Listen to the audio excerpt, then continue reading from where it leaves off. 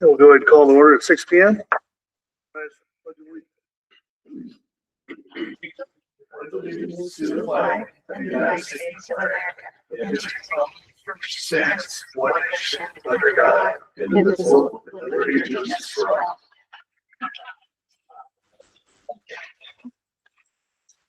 Hey, clerk of the board for a roll call. Mike Womack. Here. Patty Drew. Here. Ethan Hecox. Here. Ryan Dietrich. Here. And Ben Zollner. Here. Thank you. 3.0 board approval changes to the consent agenda.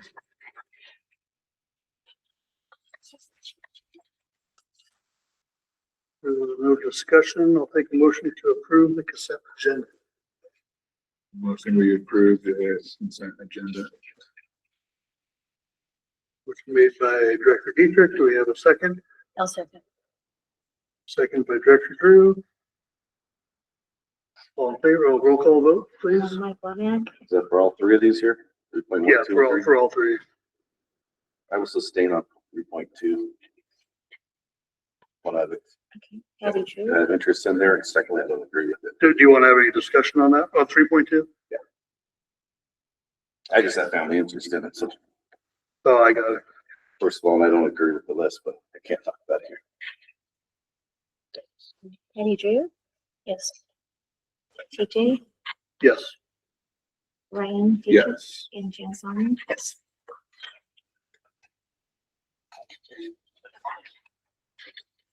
Okay, 4.0 public comment. Do we have anybody signed up for public comment? Nope. Okay, 5.0 FFA update. Come on up.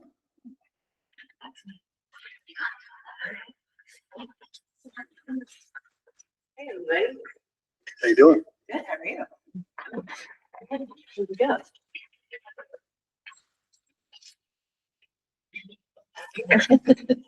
Your mic on? Yes. So, thanks for having me. And I kind of have a mouthful, so I'll try to move fast. Okay.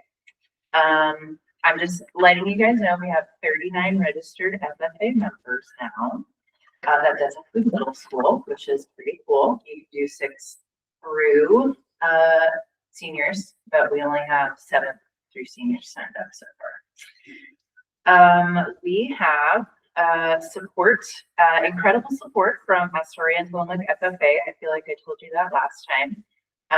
But they supported us on all our startup costs, and they're supporting us on our hotel rooms for state convention this year. Tess and Charlie Hall have just been really amazing mentors, and I talk to them weekly, and they're just helping me through this whole process, which has been really great. Students have participated in 2 FFA events this year. One was a food science competition, and the other was a public speaking event in January. And then they'll be partaking in a couple more in the spring. So we have our state convention in March, which is a 4-day event. And then we have a vet science, dairy eval, floriculture, and nursery at Clatsop County Fairgrounds in April, as well as a forestry competition at the end of April. We had 4 students go to the Natural Resource Dinner. I think that Mr. Peterson kind of gave you a heads up on that last month. They all volunteered to do that service for our school, and one of which was Soli. Thank you so much. And they sold necklaces, and they stood at our booth, and they helped clean up, and they just worked for 4 to 5 hours and really showed our school in a really awesome light. And we got some really good feedback from people at that event. There was like 700 people, and many of them came up and just talked about how great our students were and how kind and welcoming they were. And so that was really special. They are going to be donating us some money from that event. So our students really helped us raise quite a bit of money. We don't know how much yet. I've been told it's going to be offered like at our banquet this year, which will hopefully be in May. We don't have an exact date yet, but that was pretty awesome. It is FFA week started on Saturday. And with that, we kicked things off today by starting a planting of an orchard up by the production garden. Will Beatty, our PE teacher, donated like 24 trees that he grafted to us, to the school. And so we got out there first thing this morning and we worked for 3 hours and we got 2 trees planted. So we just have 22 trees to go. Yeah, it's been a pretty fun start to the week. I just want to say thank you to Heavenly Frampton. She's right behind me talking tonight. She has been at every event we've had so far and volunteered to come tonight to speak on behalf of FFA and for planning the week for us. So just really happy to have her here. Thanks. And Titus Cano went to our county commissioner meeting last week and did a little presentation for us for FFA for Jewel last week. And so that was pretty awesome as well. So a couple things about our partnerships that we are working on. So Brian Sturgeon, maybe you know him, Tammy said this. He will be doing a project with us with the students. So they're going to be maintaining and monitoring a very large portion of a riparian tree planting that they did quite a few years ago that needs a little help with weeding, and then documenting plant species and then how many survived. And so we're going to be taking the students out there to do one session at least this spring, and then we'll continue doing that work with them for hopefully many years to come. That was pretty cool. Thanks, Brian.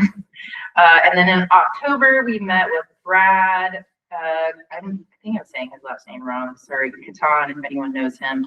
Will Bennett and Tony Rodolfi, and they are all with OEF, and they hosted us up Epson Road, and we planted 300 trees. And then we're currently working with them on an FFA competition with some help because I don't know how to do timber cruising, so they're going to help our students learn how to timber cruise and use some proper use of tools, because I also have a general idea of the tools, but they're going to come out and actually add some professional guidance on that, so that'll be nice. And then one more thing Brian had mentioned at the beginning of the year was doing a long-term forest management plan for Jewel School. And so Connor Veit, our high school math teacher, and I have been working on the forestry unit that I'm done with my side, and he's still working on his side, so we're going to roll that out probably at the beginning of next year.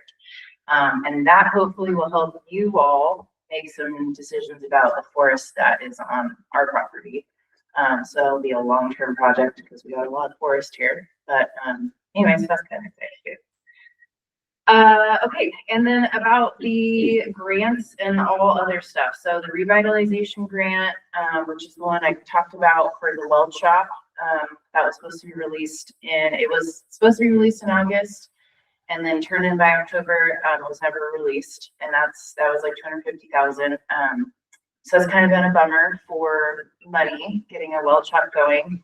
But they did send us, the most recent was like 2 weeks ago, which I forwarded to Sam and Mr. Peterson, that they think they're still going to release it, but it's only going to be like materials. You can't do any kind of building projects now because it's so late, and they've also reduced the funding by like half. But $125,000, if that's still on the table, would be really good for getting the weld shop going. Probably overly enough. So that would be pretty cool. Hopefully they open it. And then the last is that code attraction grant I talked about. We didn't get it, dang it.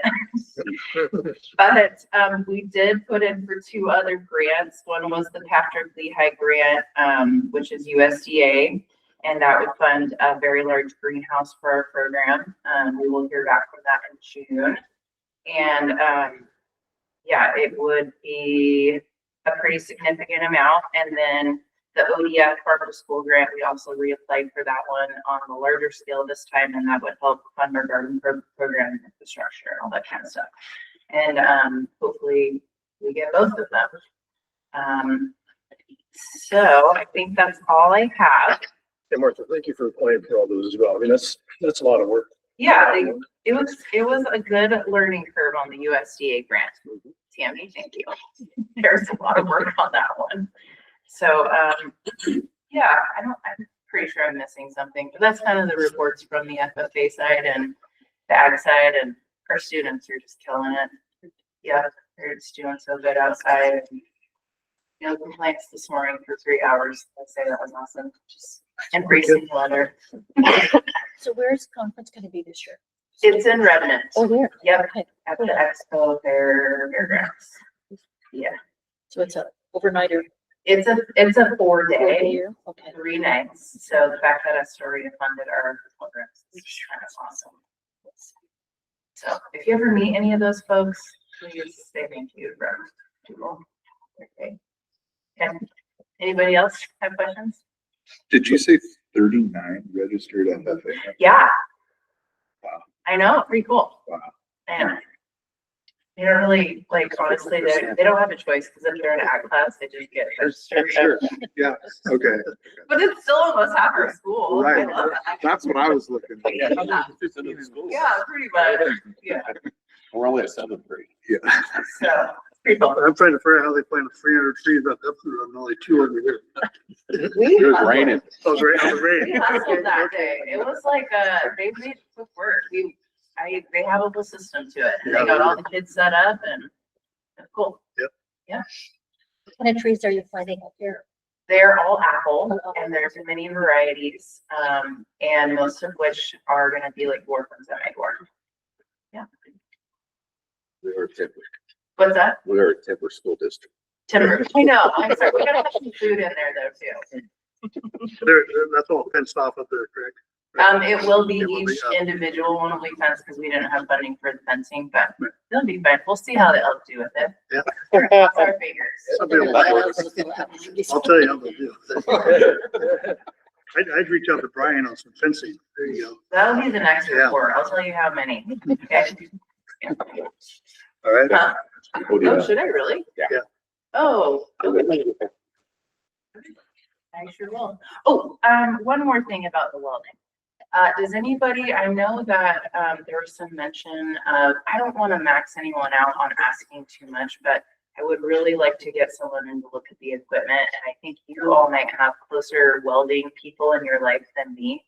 My welding people are my dad and he is very far away and my brother. So, I just want someone to come in and look, and I don't, Carl Norman's been so awesome. I know he's a busy guy and I feel like I don't want to over ask him on things. And he worked on that grant with me for the USDA grant. And so I feel like he volunteered quite a bit of hours trying to figure out funding and how much we would need for that. And I just don't want to max him out. So if anyone, We'll get a little bit more out of Carl. you Yeah. think so? You think I should just call him back? Yeah. All right. And if it doesn't. That work, was let me know. good. That was good. Okay. We'll help you.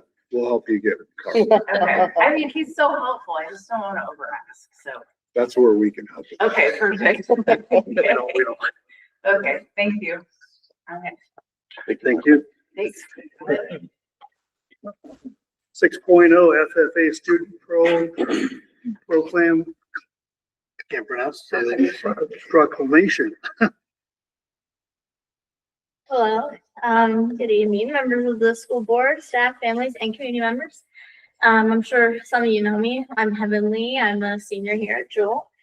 This is actually my first year in agriculture class and my first year in FFA. I'm here on behalf of Jewel FFA, and I'm honored to stand here today as we kick off National FFA Week. This year is especially meaning for us because Jewel FFA is a newly recharted chapter for the 2025-2026 school year. Bringing FFA back to Jewel has given students new opportunities as leaders, teammates, and future professionals in agriculture and beyond. Since recharting, our members have already competed in career development events like food science and job interviews. We also are preparing to participate in dairy, veterinarian science, nursery, floriculture, and forestry events later this year.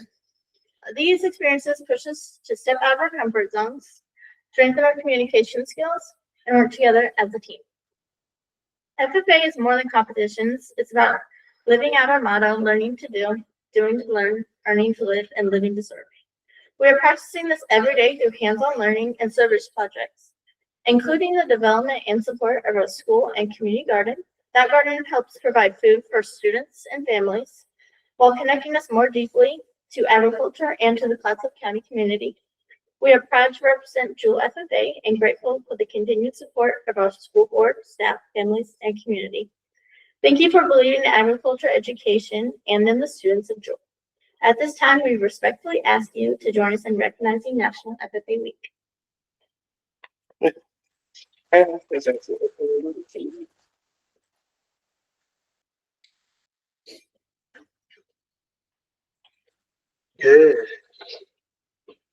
Item 7, we do have Dan Goldman and Doug Doherty here with Northwest Regional Educational Services to give a little presentation.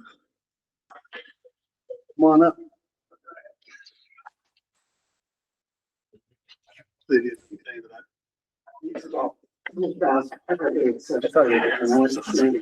David, you guys need to use a Do you projector. need the projector now? Just the ATM. I don't have the slide deck. It's super cool. Do you have the presentation of your materials?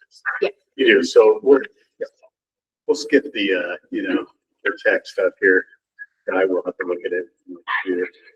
All right, good evening, board members and Superintendent Peterson. My name is Dan Goldman. I'm the superintendent of Northwest Regional ESD, and I know you somewhat for a couple of years now. I'm joined by Doug Doherty, who is also one of our directors on the Northwest Regional ESD board. And I'm going to turn it over to Doug to start us off. Thanks. I think I've met several of you before. Terry Cox, Superintendent Peterson, and board members. Like Dan said, I'm Doug Doherty. I was superintendent at Seaside for 18 plus years, and was elected 5, 6, 7 years ago to serve as the Zone 2 board member. And let's see if I can do this off the top of my head without looking at my notes. I represent Jewel, Astoria, Warrenton, Seaside, Tillamook, Nestucca,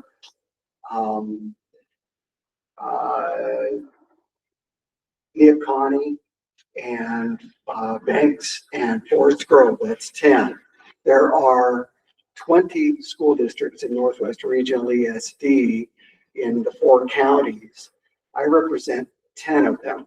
There's something wrong with that because there are 9 board members at the ESD, and somehow I represent half of the school districts. But anyway, the way this works is that I have the opportunity to come out and meet with you whenever you ask. And it's just a pleasure for me to come out to Jewel because I do remember this building being built, and just everything that went into it is truly a community endeavor. And it took quite a bit of time, but it was fun to watch go up. Like I said, we represent Tillamook, Clatsop, Columbia, and Washington counties and serve over 100,000 students. We also have thousands of kids that are in our program that's birth through 5 age. And this large ESD, it's the largest ESD in the state, provides an economy of scale unlike any other ESD or educational group in the state of Oregon, which gives us much more bang for our buck when we go out to apply for grants. The diversity within our region is huge, so we're able to really use that, and have been awarded many state and federal grants each year. We're here to present the local service plan, and the strength of our ESD is in our service plan. Every year, the superintendents, and I used to do this, would go off and we'd meet together, and the strength of this plan is that the superintendents get to direct the programs. We prioritize sort of what we want to see happen. And we work with the ESD, and the ESD helps us make that happen. And they provide the staffing and go out into the buildings and provide services to students. They're usually our media students. And so it's just a huge help to especially smaller rural school districts that can't afford those types of programs. The way that it works is that the superintendents develop a local service plan. They agree on that. The ESD board then approves the plan.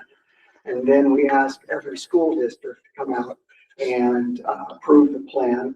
In order for it to get working, 2/3 of the boards of our component school districts that make up 50% of the student population have to approve that.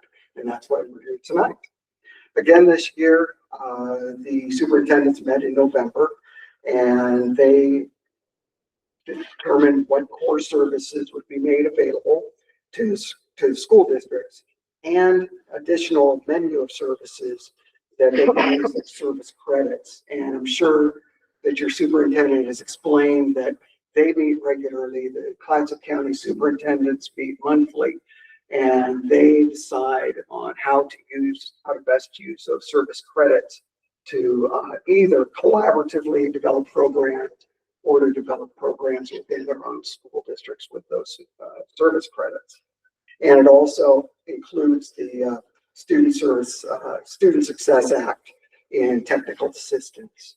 The local service plan is just one slice of the services that are provided to school districts through the ESD, and it doesn't include all the other grants and value-added services that we can execute on behalf of your school district. And there's information in your packets that help you get more information on that, to explain more about the breadth of our partnerships. And this partnership is a strong partnership.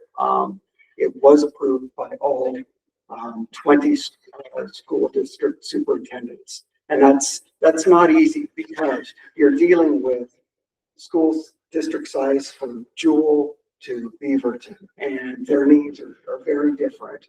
But they come together and they work to understand each other's needs and really do support one another. And they report regularly during their monthly meetings and explain sort of how things are going out in there. So with that, I'm going to pass the baton over to Dan Golden. All right. Thanks, Doug.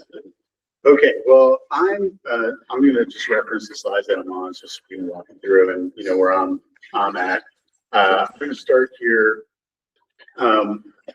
talking about last year's services and what we're doing in Jewel and kind of some of our staffing. It's always a year back with all the data. So we haven't done a full year right now. So I'm on the slide where it says Spotlight on Data, Jewel by the numbers. And the slide right before that, there's a little vignette there about one of your students, Cheyenne, who benefited from teachers really involved in our attendance work that we do across the region. And you all smirked and looked behind me. Is Cheyenne here? Yeah. Oh, darn. I was going to be pretty psyched about that. Anyway, so there's a little vignette there. But the next slide has a couple more data points. So you have 14 kids last year who participated in our outdoor school program. We are the largest outdoor school provider in the state of Oregon. And so we think that's a fantastic program. That one is right now, I don't know if we're following the legislature, but that's a program that's at risk of having some severe budget reductions. So we're working to try to get some funds restored there. But it is a great program. We have currently one kiddo last year who was in our EIECSE program, which is basically special education for 5 kids. And those little youngsters become your kindergartners. So it's a really important program and serves kids with usually very, very high needs in your community. And then we have 10 different staff. They're not all 10 like full FTE, but we have 10 staff who are K-12 special educators who serve kids in your district. So this is like 0.1 of like an occupational therapist and speech pathologist and school psychologist and those types of positions. The school district contracts with the ESD to provide those services. And that's when I try to explain to people who ask me what an ESD does, because I used to be a school district superintendent. And so people ask me like, what'd you do? Like, why'd you go to the ESD and what do you really do? special ed is like the easy way to explain, one of the easiest ways to explain kind of what ESDs can bring to bear for small communities. Like for instance, if you had a student in Jewel who was just like, I'll pick up, like deaf, who was deaf or hard of hearing. In order for you to provide the required services for that one student here, you would need about 5 specialists. So very quickly you can see like you don't have the money for 5 specialists for one kiddo. But you go across 20 school districts like ours with as many kids as we serve. There's a lot of deaf kids, or enough deaf kids in our whole region where we staff up those resources for those children, and then kind of have enough staff as a collective to serve kids in your individual districts. So that's like the easy way to describe kind of like the benefit of being in the large co-op, basically. So we're an education co-op. That's an easy way to think about it. And special ed is an easy way to think about the return on investment at this scale necessary to serve kids.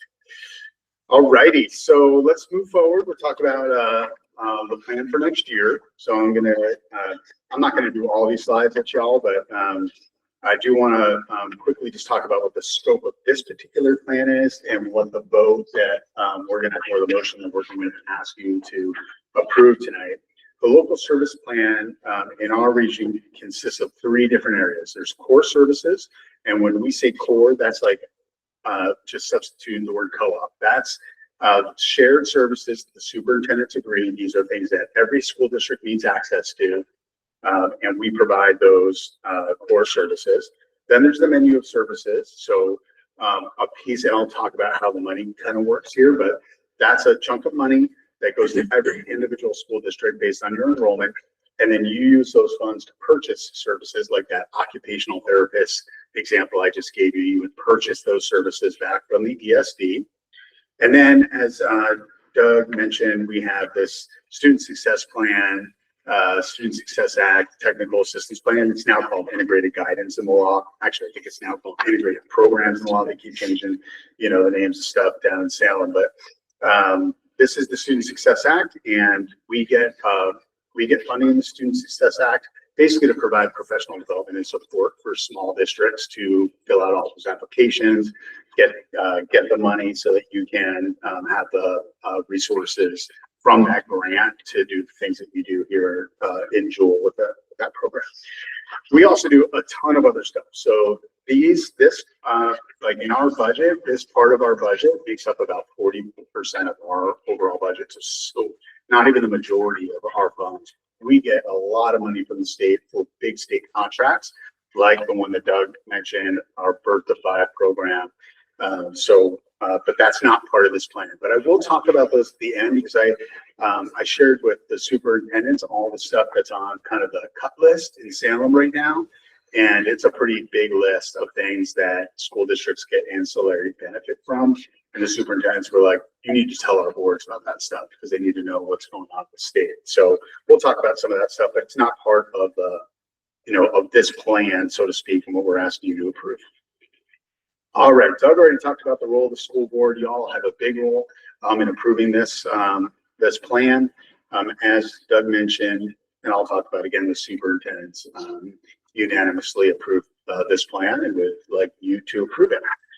All right, so I'm at this funky little slide that has a blue box and a green box, and it's basically starts with 4.5% of the state school fund. So we are a taxing authority. So just like a school district has property taxes and brings in money for the state, we also are a taxing authority. So for those of you who own a piece of property, you'll see on your property tax bill, Northwest Regional ESD is part of your bill. So we actually generate revenue for the state school fund. All those monies go down to Salem, and then ESDs make up, when they talk about the state school fund, I know you're not on the state school fund, but when people talk about the state school fund, ESDs make up 4.5% of the state school fund. So automatically 4.5 comes off, goes to ESDs, and then those are split up between the 19 ESDs based on enrollment, just like school districts get their state funding when they're in the state school fund.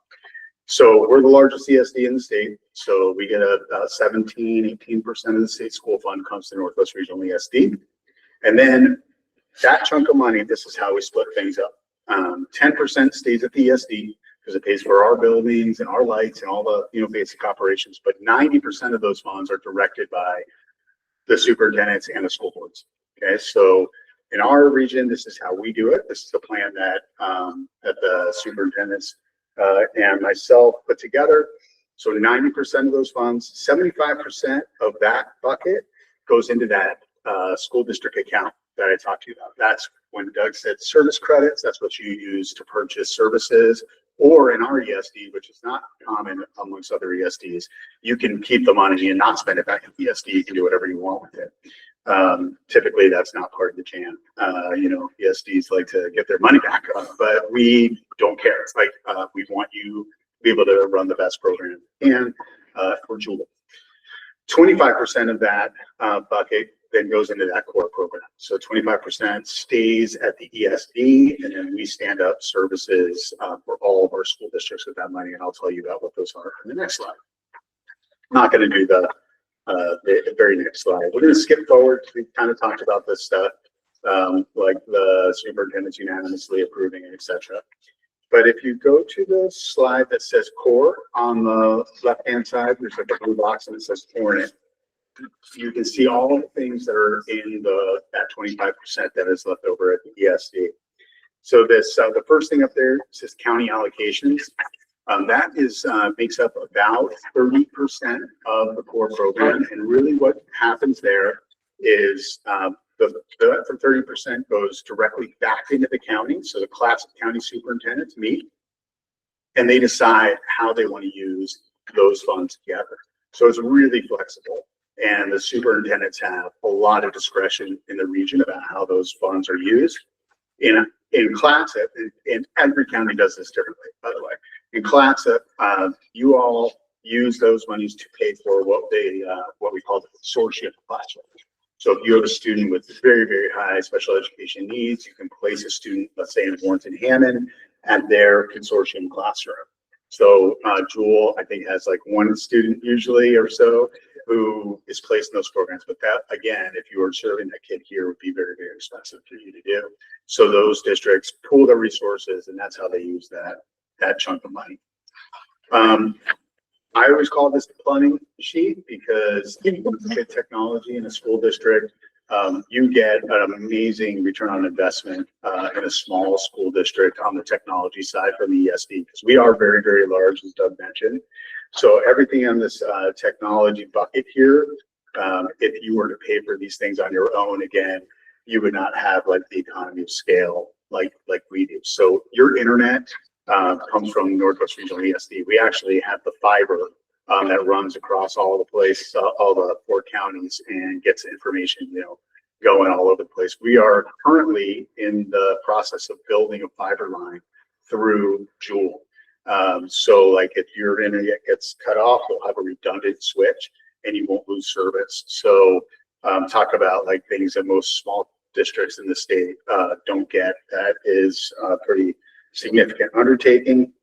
And you can see all this other stuff in here, like the technical engineering collaborative, and that's basically us doing application development. You guys use like Synergy for your student information system. That all comes through the ESD and through this fund. There's a couple other things here. I won't bore you with the whole jam here. I'll just go over to the education program side. There you have access to grade, the core, and that integrated program stuff that is at the end that isn't part of this plan, but we basically grade those 2 funding streams, and we're able to provide really high quality professional development and things like early literacy, which you all are heavily involved in with us. 9th grade success network, to make sure kids have success coming into your high school and are tracked to graduate. And then the attendance work I kind of mentioned before with Cheyenne, who's not here. And as Doug mentioned, we have a grant writing arm. So like your farm to school grant that you got, we were the people who wrote that grant for you. Your CTE revitalization grant, like we write those grants with your with you. So we have 2 people in our grant writing team, over 100, over 20 school districts, but we can actually generate quite a bit of extra money for the district. And then we are heavily involved in workforce development, work as well. And, or Corey is in too many meetings. Well, I was in the workforce development, I will say, I sent you an email yet, but the email he has, the ESD has right now going on it.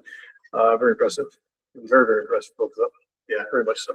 So our goals there are to really significantly expand access to rural communities for kids to be in programs that expose them to different careers and get them a foot in the door in the careers that they want to pursue. And so, like, in a small district like Jewel, you don't have like an advanced manufacturing CTE program probably. Beaverton does. And so we're trying to figure out how to bridge these gaps for kids in rural communities to participate in all kinds of programs. All right. So the menu of services, there is a lot here. I'm definitely not reading the slides to you all. You've had the packet, but you can see that we have a lot of services in our general administration. When I first started the ESD, you guys had Tara Van Dyke doing your budget out here. Tara is our business administrator for us. So those are kinds of things that you can purchase through the ESD. Investigation services you've used for the ESD in the past, those types of things. We talked about early learning. One thing that you can purchase, and you do, all 20 districts purchase from us, are the evaluation services for early childhood. So when a doctor sees a kid in your community, it's like, that kid needs to be evaluated because they probably have a disability. We do that evaluation. So that's another thing that you participate in. Our education programs, you can see a full list of things that are available to purchase there. One of those things is the outdoor school, which you all participate in as an example of the kinds of things that you purchase through us. K-12 special ed, we talked a lot about tonight. You can see all the kinds of things that we provide in terms of special education and occupational therapy, speech therapists, etc. Technology, these are things that districts purchase on top of that core program. Like, you're not purchasing internet from us, but you do purchase some other pieces. So for instance, like the finance software, our ERP Pro, or we used to call it iVisions, which does all your financial software stuff. You all purchase that. Almost all of our districts, except for Beaverton and Hillsborough, who were big enough to have their own, purchase those services from us, as an example. Okay, now I've been talking for a long time. So before I get into stuff that's not in the plan, I just would love to take any questions if you have any. And then I'll get into the other stuff too.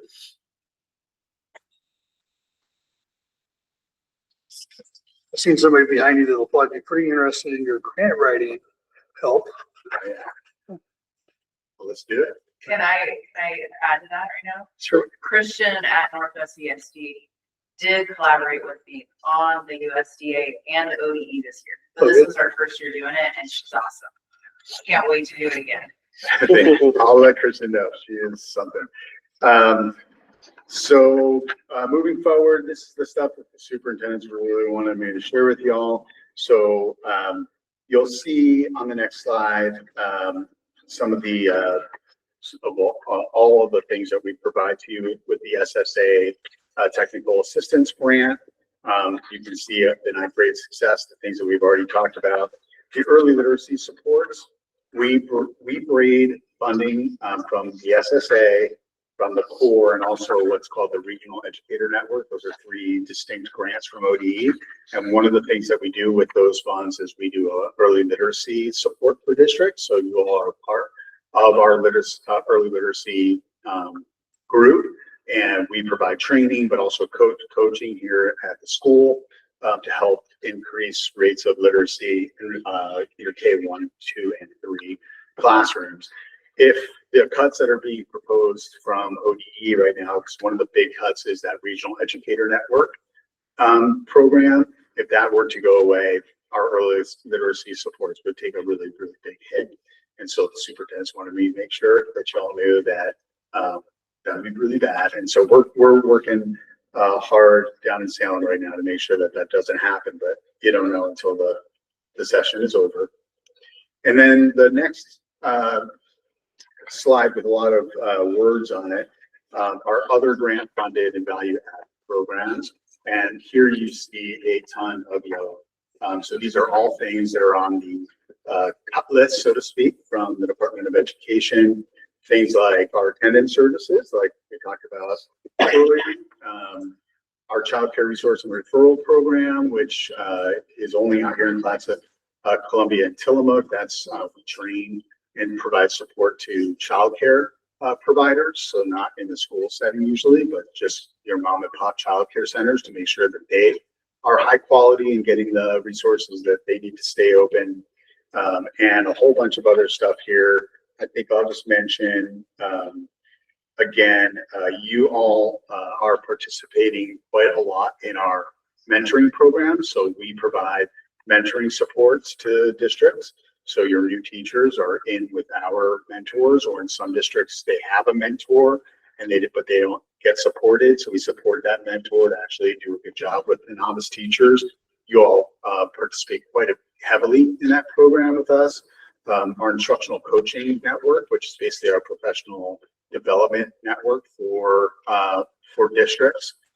That's also funded there as well. And then the last thing I'll mention is the STEM Hub. So the STEM Hub provides some kits and other kinds of things and activities for kids to be involved in science and technology, engineering, mathematics. And those are all things right now that are up in the air with the Department of Ed. If I were here with you a month ago, I'd been much more nervous about these. That last forecast for the state was more positive than we were expecting. And so I don't think that these things are in as dire straits, but you don't, like I said before, you don't really know until you know, until the session's over. So with that, that's the last slide, I think. Yeah, that's the last slide before the motion. So with that, we're happy to take any questions and talk about anything about the SD. One question. On these services, do we get to, or Mr. Peterson get to pick and choose the ones that we want specifically for our school? Or is it just all of this lumped in?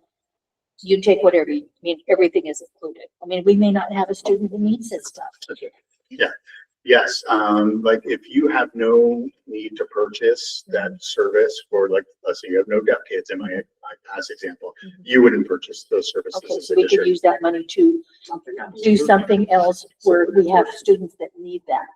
You can use that money for anything you want, or you can take it in your general fund. If there wasn't any need for these services. Typically, the small districts spend actually more at ESD than you get, just because we provide so many services that you can't. Oh, absolutely good. But I'm sure there's some of these that we don't need. Yeah, and you do not buy all of this stuff. Okay. Yeah. I think the clarification for one, remember last year also, we talked about that because some of these questions came up also around the core, with the idea that, you know, the core is something that's provided for all districts, whether we need it or not. And I think that was confusing with some of the board members last year, wondering why would we have to have a service that we don't need? And Yeah. I've explained it Yeah. to them last year. So that's the trick of being in an ESD with Beaverton and Hillsborough and small districts. There has to be something for everybody in the core in order for, you know, like every single thing in the core is used heavily by a large number of districts. That's kind of like the litmus is, but I don't think there's anything in the core that all 20 school districts use. But if it's like highly underutilized, we basically decide as a group to take it out of the core and put it on purchase services so people can buy it if they want it. So everything that's in that core bucket is really highly utilized across the region.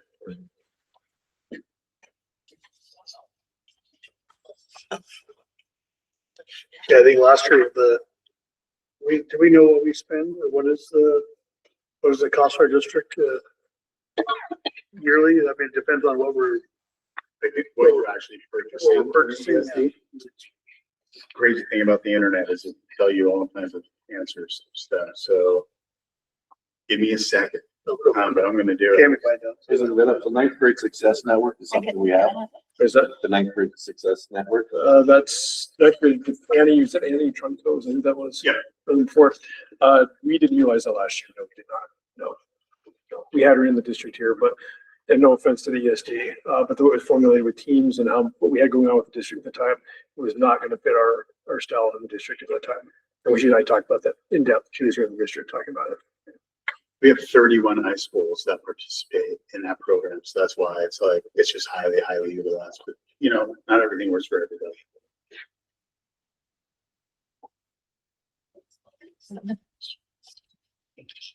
And it's no secret that we've lost a lot of money this year for timber ribbon. Are you prepared if we have to go on state school fund? Yeah, we are.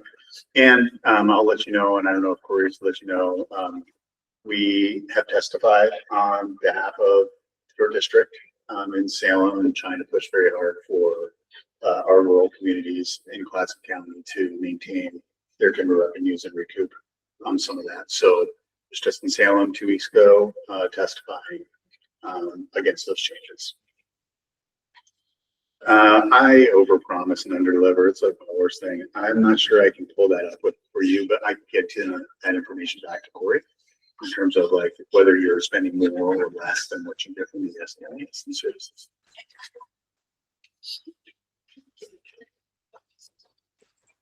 Okay, well, I appreciate all the information coming out here today. I think that definitely helps clarify a few of our questions that we had last year, I think. We're happy to come every year. Yeah. So we do, one thing is, I'm not sure how your agenda is structured tonight, but March 1st is the deadline for this motion. So are you planning on taking a motion tonight? I'm assuming yes. Yeah. I know it's not dictated very well there, but yeah. Yeah, unless there's any discussion or anything that we need to, does everybody feel pretty good on moving forward? Well, I feel better about it this year than last year. At least we, you know, came out and explained a lot. So that helped a lot. So I don't have any problem. You do. Well, if that is all good, I will take, if somebody would like to read the motion, or I will read it. I'll make the motion to approve the 2026-27 local service plan as presented. I'll second. Seconded by Director Drew. Roll call vote? Mike Long, Yes. Kelly Drew, Yes. PJ Heath, Yes. Ryan Teacher, Yes. Jan Solomon. Yes. Hey, motion carries. Oh, Thank you. Can I ask a quick question? So if the, after the end of the short session, if there are changes that do need to be made, we get some kind of update? So, that is a really good question. The plan itself, like the structure of the plan won't change, no matter what. Those Okay. grant programs that might go away, that's actually not part of, that's just extra information for you. It's not part of this plan. But we will work with that guy very heavily on what we would do if there were reductions, like which programs we have to provide. Okay, thanks. When is short session over? Not soon enough. I think I want to say around March 8th, I think 8th or 9th. So Pretty quick. pretty quick. Thank goodness it's a short session, not a long session. So March 8th, I think, is the Friday, whatever that Friday is, I think is the sign guy. Yeah. All right. Thank you. Thank you. Item 8.0, financial report. I don't have anything in my books. I'm guessing there's nothing. It was in section, section 5. Oh, It wasn't in 8. oh, sorry. Okay. Then. So cheap month. You really did. You guys really cut back. And I do want to say that I added a couple of reports.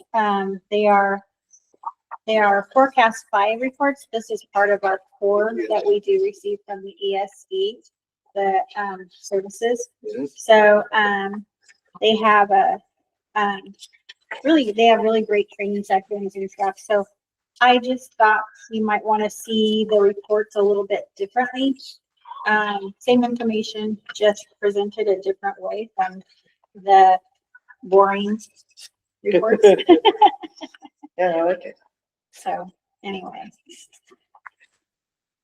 And you slayed really hard, didn't you? yeah, I did. It's a fun program. Actually, it's very dense. You could run reports any which way you want.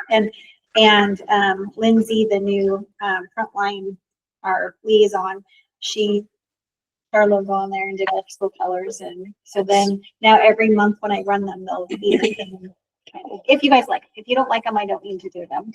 So Makes it a lot easier to read. does it? Okay. I just want to make sure. Okay. I just want to make sure that, all of our financial information is coming across and being represented fairly and clearly.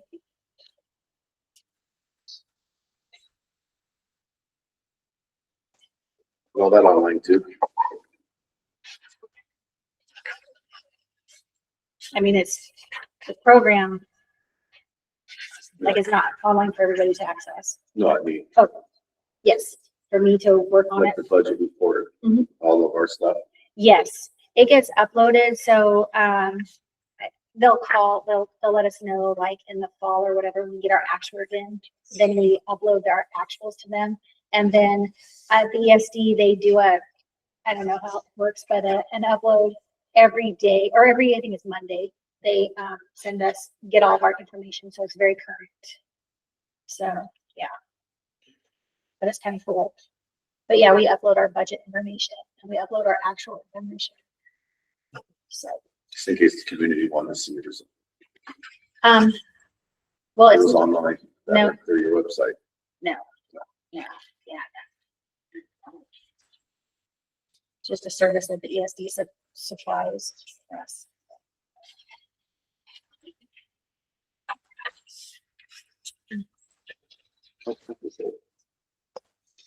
I like it. I like to see everything else too, though, but I mean, you would just add that to it. Yeah. And that's what I did. And yeah, and I did make sure that like the reports, they are accurate. They do compare. So, I mean, it translates, I guess I should say, into these reports. So, but it's kind of interesting to see like the, the year-to-date state sources.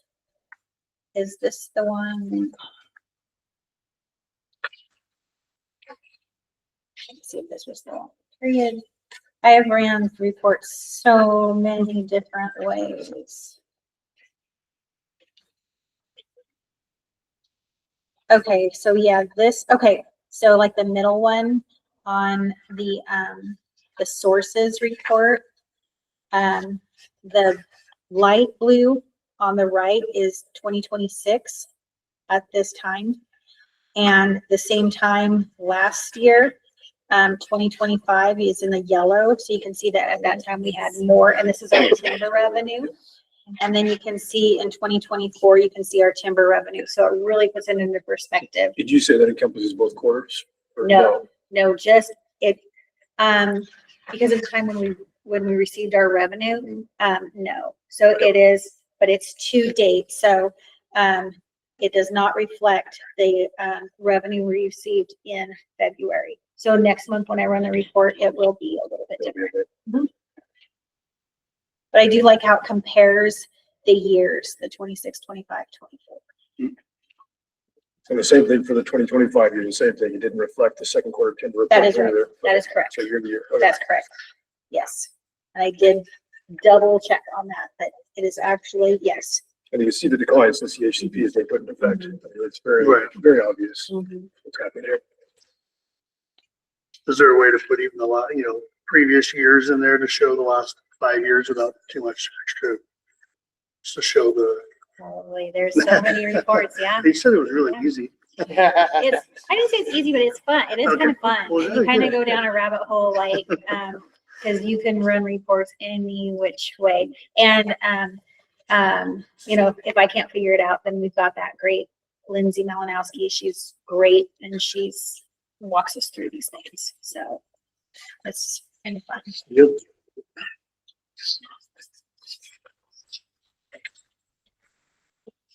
Any questions? So you want me to keep continuing with those reports? I can. Yes. And do you want me to Okay. continue with the reports as I've been doing before with the check registers and the visa statements? You like all that? Okay. Yeah. Okay.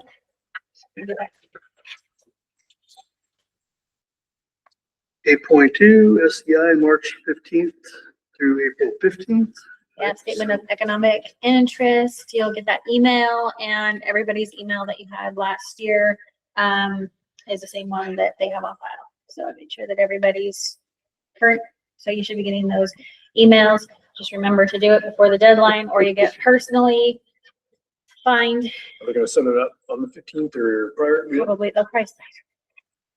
I'm not sure, the Department of Ethics. Ethics Commission. You usually get a notice when that happens as well, or No, you get a phone call to wait too long. how do you know? And then I can go on and check too, like, check out whichever email, I think is most of your personal emails. Check your emails. Oregon Ethics will pop up on your phone. It doesn't into our school email. Whatever one you had on file with Elise. Last year should have been your school email. I would- Yeah, I think it's, Okay. I think it goes to. It does, school. okay, Yes. okay.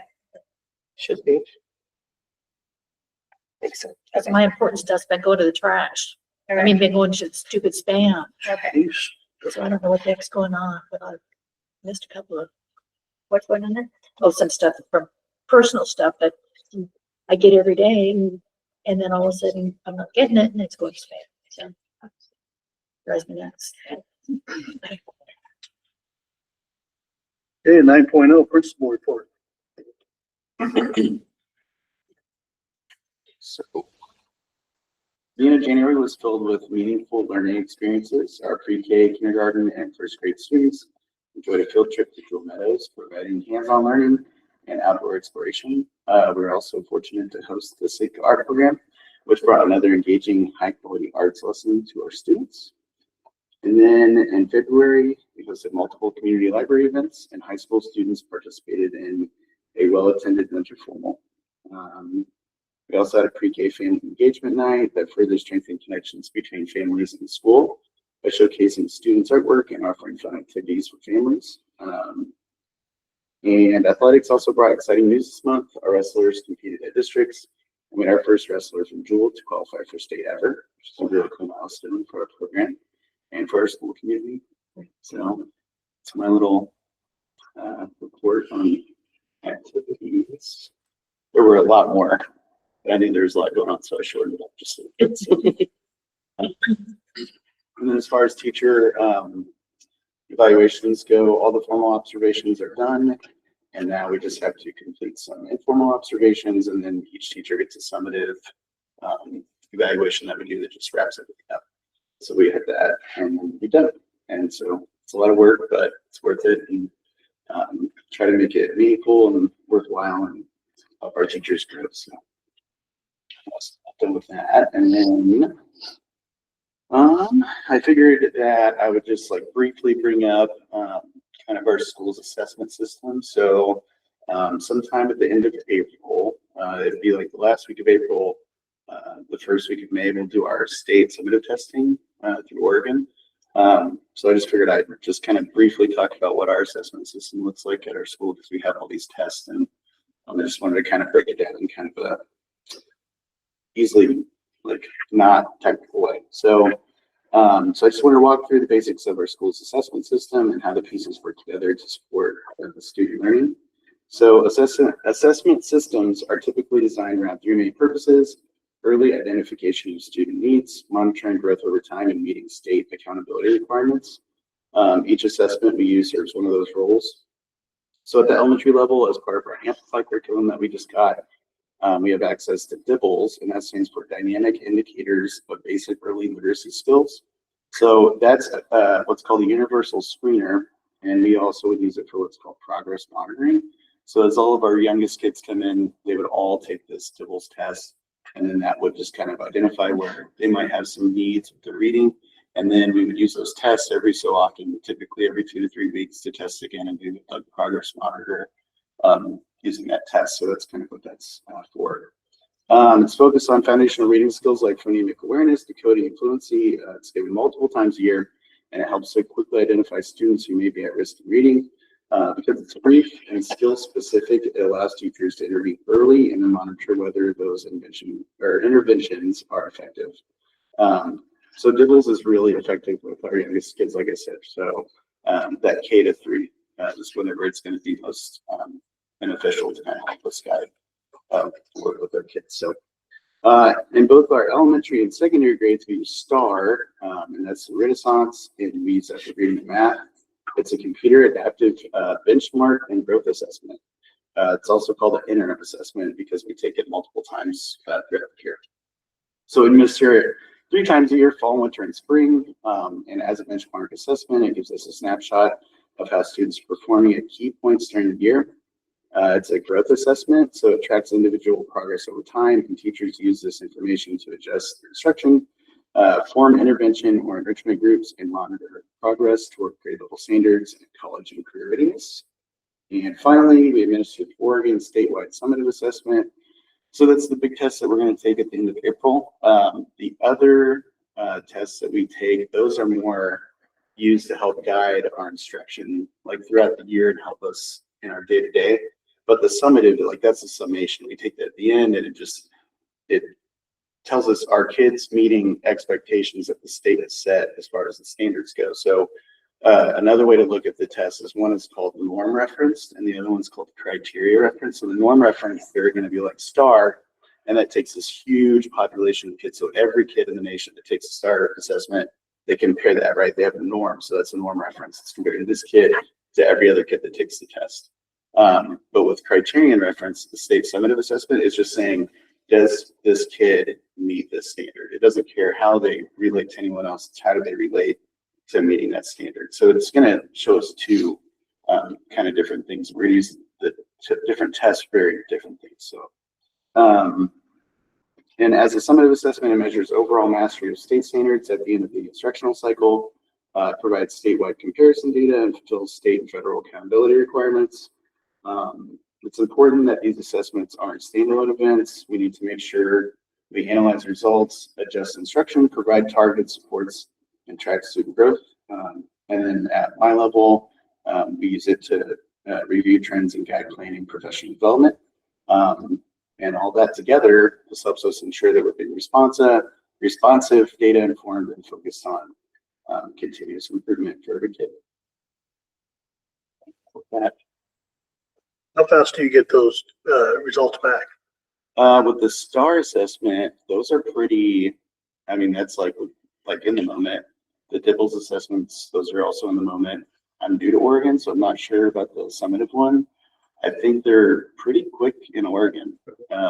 I'm used to having summative assessments that we take in like March, and we don't get the results until August. So here they're like way, way faster. So I'm not 100% sure about Oregon, to be honest. It's quite a few weeks. Quite a few weeks. That one is used more for like schools to compare themselves to one another, right? To show like how are we as a school meeting the state standards. So with that one, it's more, that one's less practical. It's more kind of after the fact kind of. But it's also debatable sometimes as well because it is an opt-out Yeah. component. So it doesn't really give a true. I mean, that's been debated forever. Yeah, it's difficult too in a K-12 school whenever you have maybe you have one class with, and by class of 8th grade, the 9th graders or 10th graders, whatever, it's like 8 kids, and then you might have one with like 19, and then you have one with like 4, and then what if those 4 kids just so happen that year that they're all in your gifted intelligence program in the next year, like that's just a different, I mean, the year to year in a K-12 school is just, it's so dramatically different than what it is in a typical school. So they are helpful to help us keep, ourselves accountable and keep track of what we're doing, but also, it's just how reliable is a group of 4 kids, Yeah.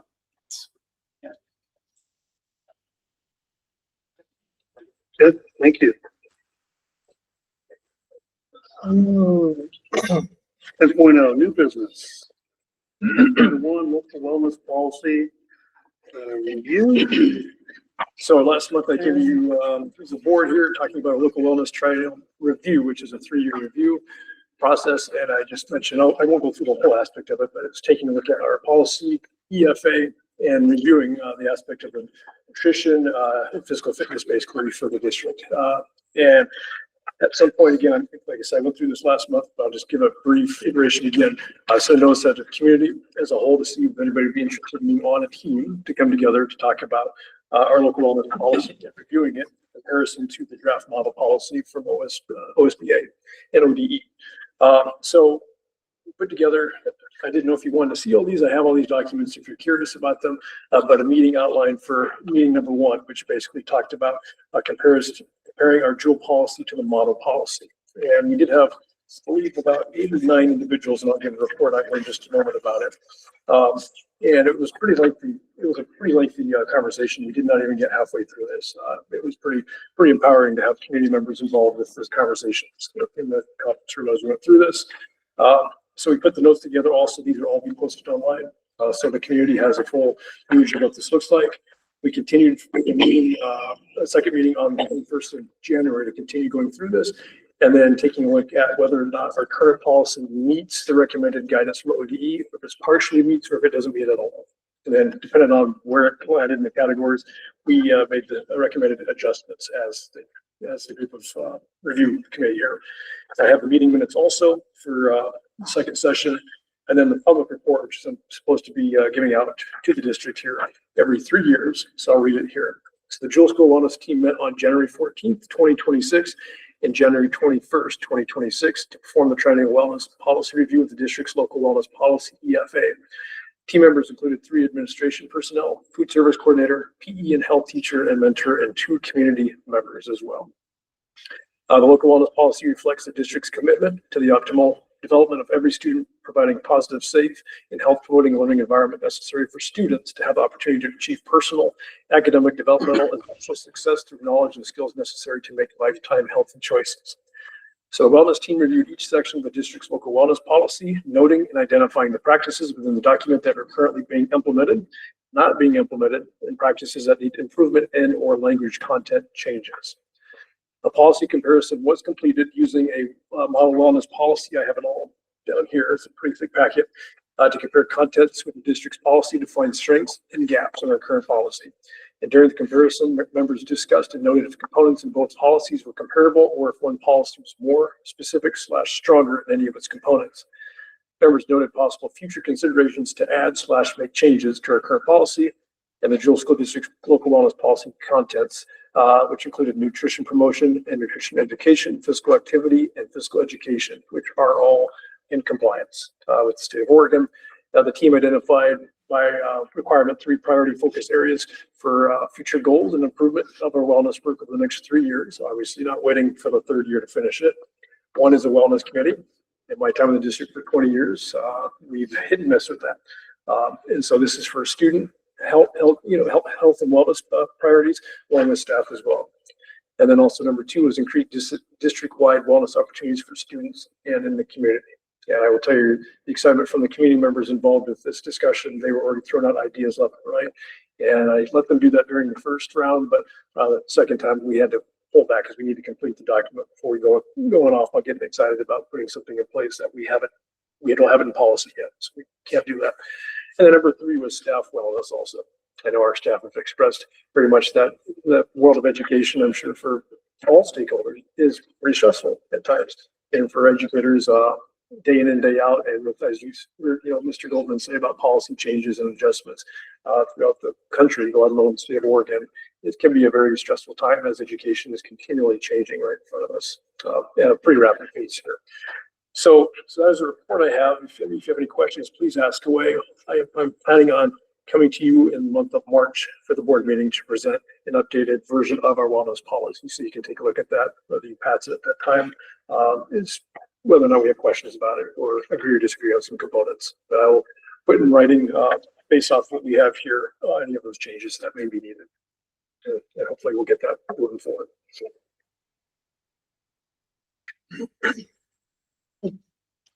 And point 2, district calendar draft, 26, 27. Yeah, this is completely a draft. I want to, for my personal thought process, I just, you can let me know otherwise. I preference this to be a discussion point. I think there's some work to be done on the calendar, but I want to hear from the staff here. I know it also mentions a student and teacher start day of about half hour later than normal. I think that was not a typo per se, but there was supposed to be something going on that was more about what we're doing right now. And then a point of discussion of would the district be interested in doing something like this at all with the start day later.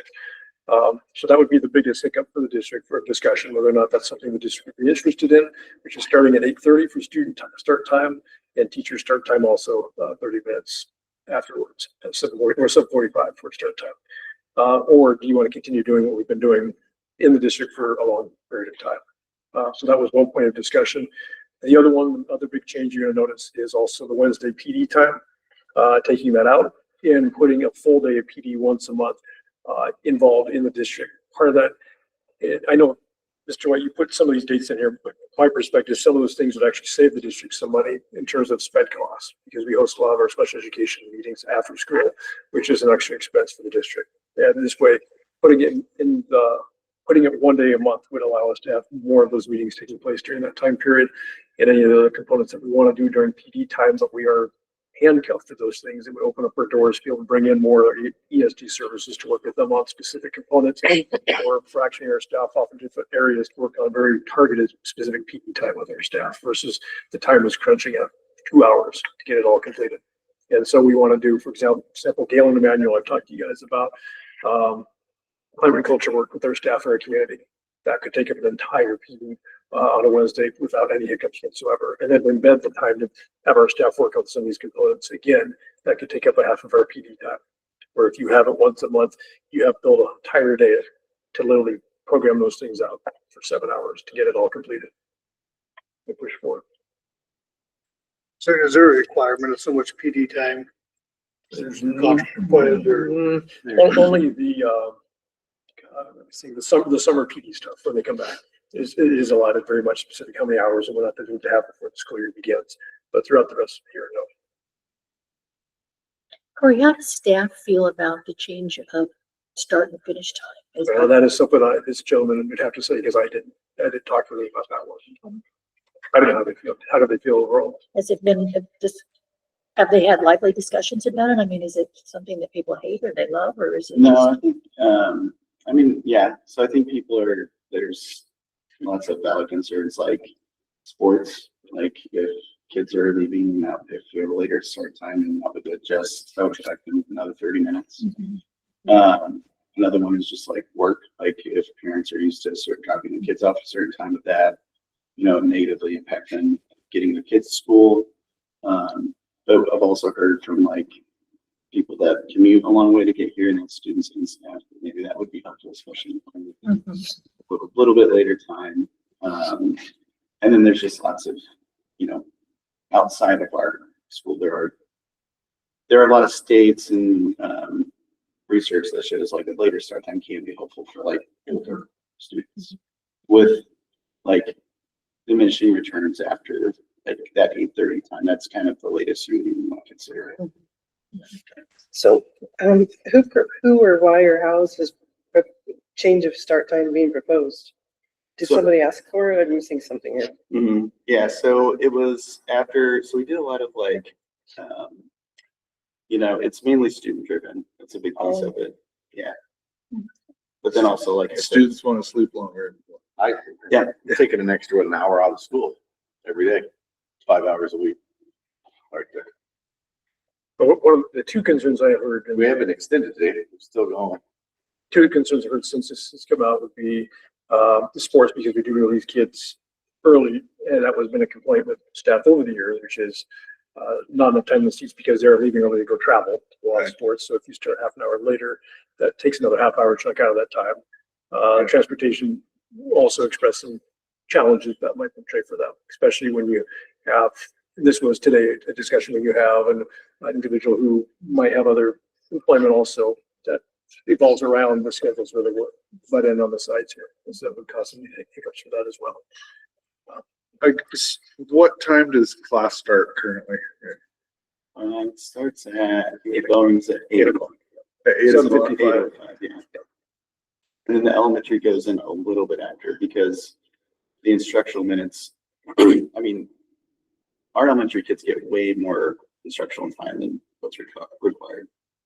And that's kind of like one of the, I mean, like in a typical school, that wouldn't be, you know, as much of an issue because like you can have 2 different bus routes for like elementary and high, right? Yeah. So it wouldn't be such a big deal. And you would have your elementary kids starting earlier than your middle high school students typically, because again, they're not as affected by an earlier start time. And a lot of studies do show that like a later start time is beneficial for kids. So 8:05, is that the actual class time or is that For them. the breakfast? For the middle, yeah. Okay. That's about exhausting. What is the breakfast? Breakfast starts at 7:30 when they open up. 7:30. Bell rings at 7:55. So it's the same instruction time, just half hour later. Mhm.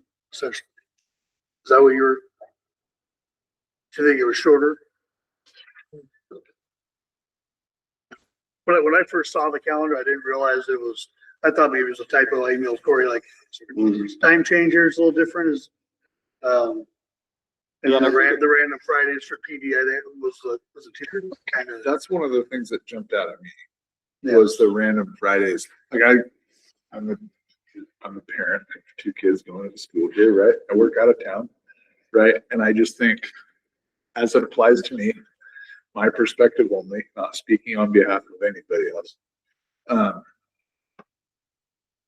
Leaving a half hour later, right? That's a big 30 minutes. That's half, I can only imagine that most of the parents that live in the district work outside of the district. A large majority of them, right? That is travel time alone to see something. Yeah. To be at work on time, Mhm. right?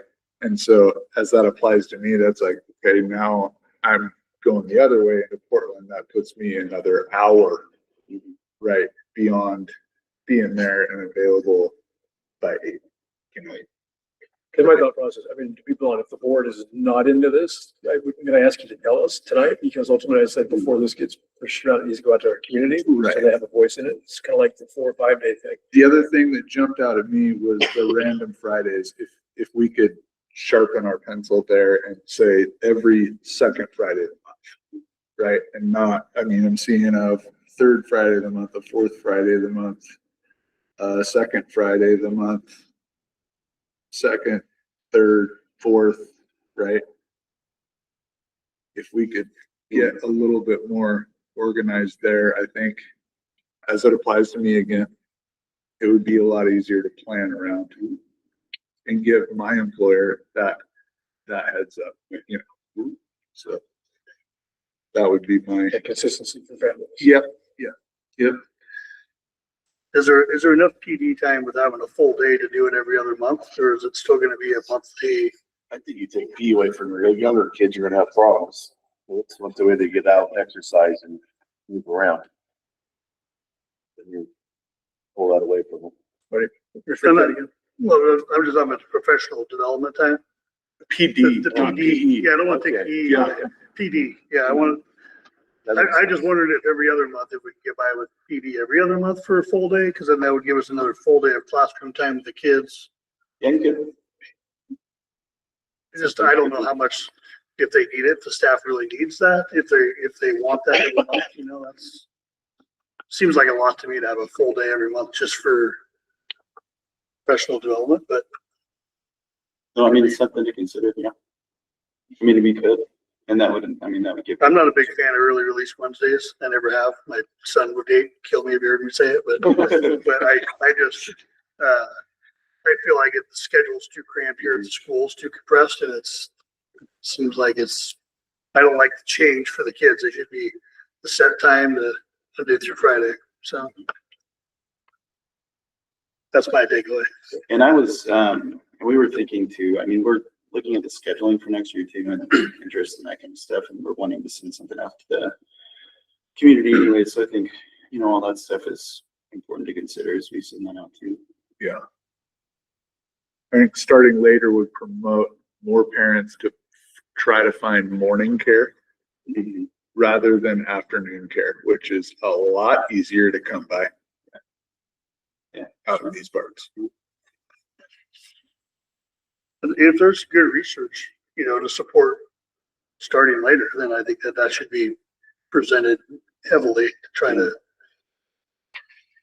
Yeah, I mean, there's definitely like pros and cons to either way.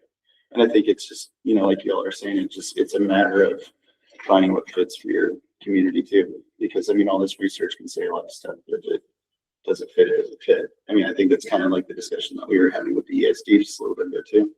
We can have all this best practices and research and stuff, but sometimes it's not built for K-12 schools with 100 kids. Right.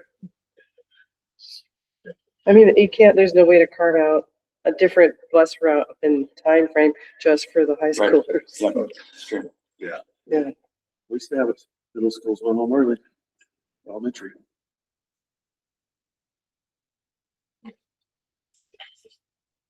Instead, we became invaluable plates. But, I'm Not for that, I mean, not saying to do that, but we used to. when I grew up and went to school, we all had normal schedules, and my 4 kids, first, that was 30 years ago. So, it's a long time ago, but, there was pushes when my kids were in school. Why don't we let them start later? And they were able to do that for some of the bigger school districts for the older kids. But I think for here, there's quite a few factors that really challenge the ability to pull that off.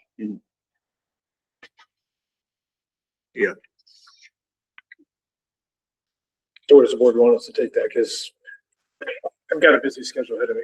I really do. And I value the suggestion and whatnot, but if the board is not interested, I don't have time to do all the research. I have enough on my plate to push forward.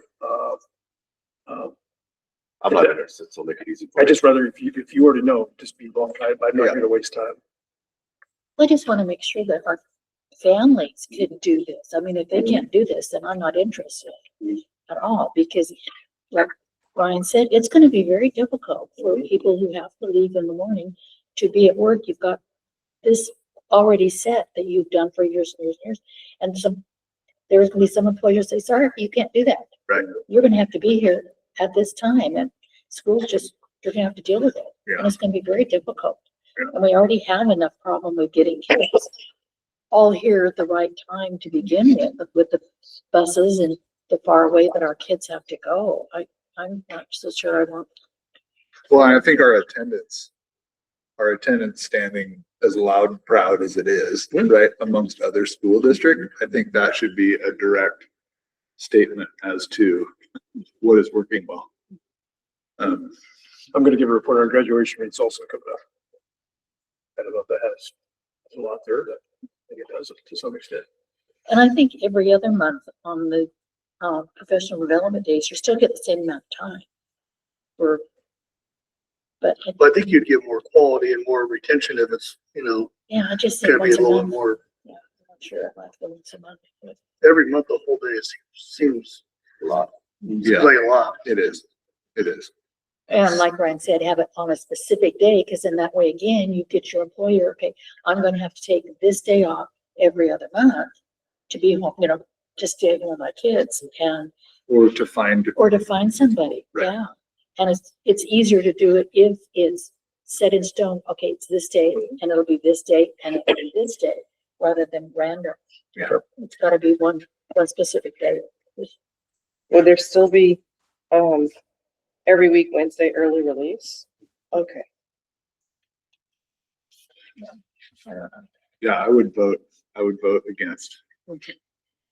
That's just my thoughts, my 2 cents. And we can, maybe with more time, because I know this calendar, I want it approved soon, but maybe with some more time, getting some verbiage out there and communicating with the families. And see how they feel before this goes anywhere. Obviously, I don't want to move forward unless we have their input. Sure. Not at all. So we're gonna have time to get the survey out and then approve the calendar. I'm not thinking of survey. I'm thinking of having further discussion and putting some verbiage out there for potential next year, so not next year, but the year after that.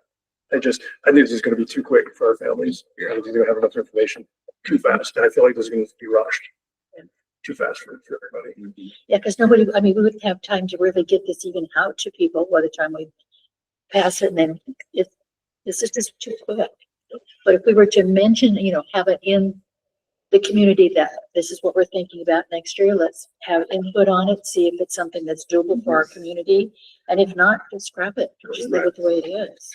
I mean, I don't see a problem putting something out there now. Yeah. So it's not here for, this time period, but, you just want to open the conversation. Yeah, something we're thinking about, but we want your input and your pros and cons for it. Okay. Move on to item 11, superintendent report. All right, last time I chatted with you guys briefly about the emergency operations plan. So through the safety committee team meetings that we're having monthly. I presented to you, and I know I handed out to you also the incident command chart that I put together along with the definitions as well for each of the roles specific to that plan. We had our last meeting a few weeks ago.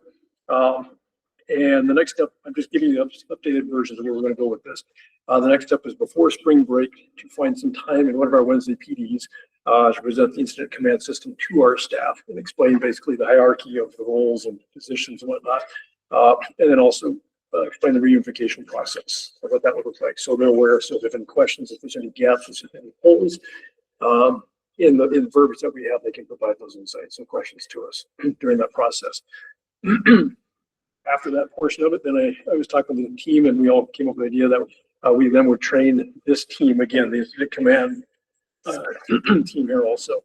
And I put here not lecturing them at all. I mean, that gets pretty dull and pretty boring, but actually going through walkthrough scenarios with them individually, not in front of each other, but individually, to the ultimate point of doing tabletop drills, as I mentioned to you before. So, so that is one component. Also yesterday, I reached out to, this is through our partnership meetings that I'm involved with our Clatsop County superintendents. We had another meeting today, this morning. I reached out to Clatsop County Community Organization. It's called the COAD. I don't know if anybody's aware of what that is. It's the Communities Active in Disaster. And they actually just formulated the last, March of 2025. And it says, I'll just read this is what their definition is of themselves. COAD is a collaborative effort to unite local organizations and businesses and individuals to improve disaster response and recovery efforts. This initiative is being launched because Clatsop County does not currently have a COAD, and having one will enhance the community's ability to respond effectively to disasters.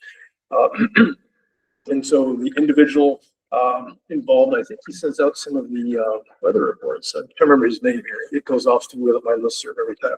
Justin Gibbs, yeah. I think I don't know if he's heading it, but he's one of the main contacts for me in the district here. They want to schedule a meeting with us to look at our emergency operation plan and see how they can help support with the district. And so that would be three partners we have. That would be the fire department, that would be the sheriff's office, and also this organization through Clatsop County. And as I said before, I'm trying to build something with the district here to support in case we have a pretty big disaster, whatever that might be. God forbid something happens in the district. So I've asked them if they could come out. I believe the second week of March, my schedule goes up a little bit there to meet with us. And it's actually, I think, 1 or 2 days prior to the safety team committee. If I can get them out here for that time period on that Monday, I'll do so if I can. But I just want to give you an update that this is still moving forward. I told the safety team, please don't allow this to be stagnant. Please push. We're going to put it on the agenda all the time. And if, as a group, we're not pushing forward with this, then we're not doing our jobs. We got to keep this moving.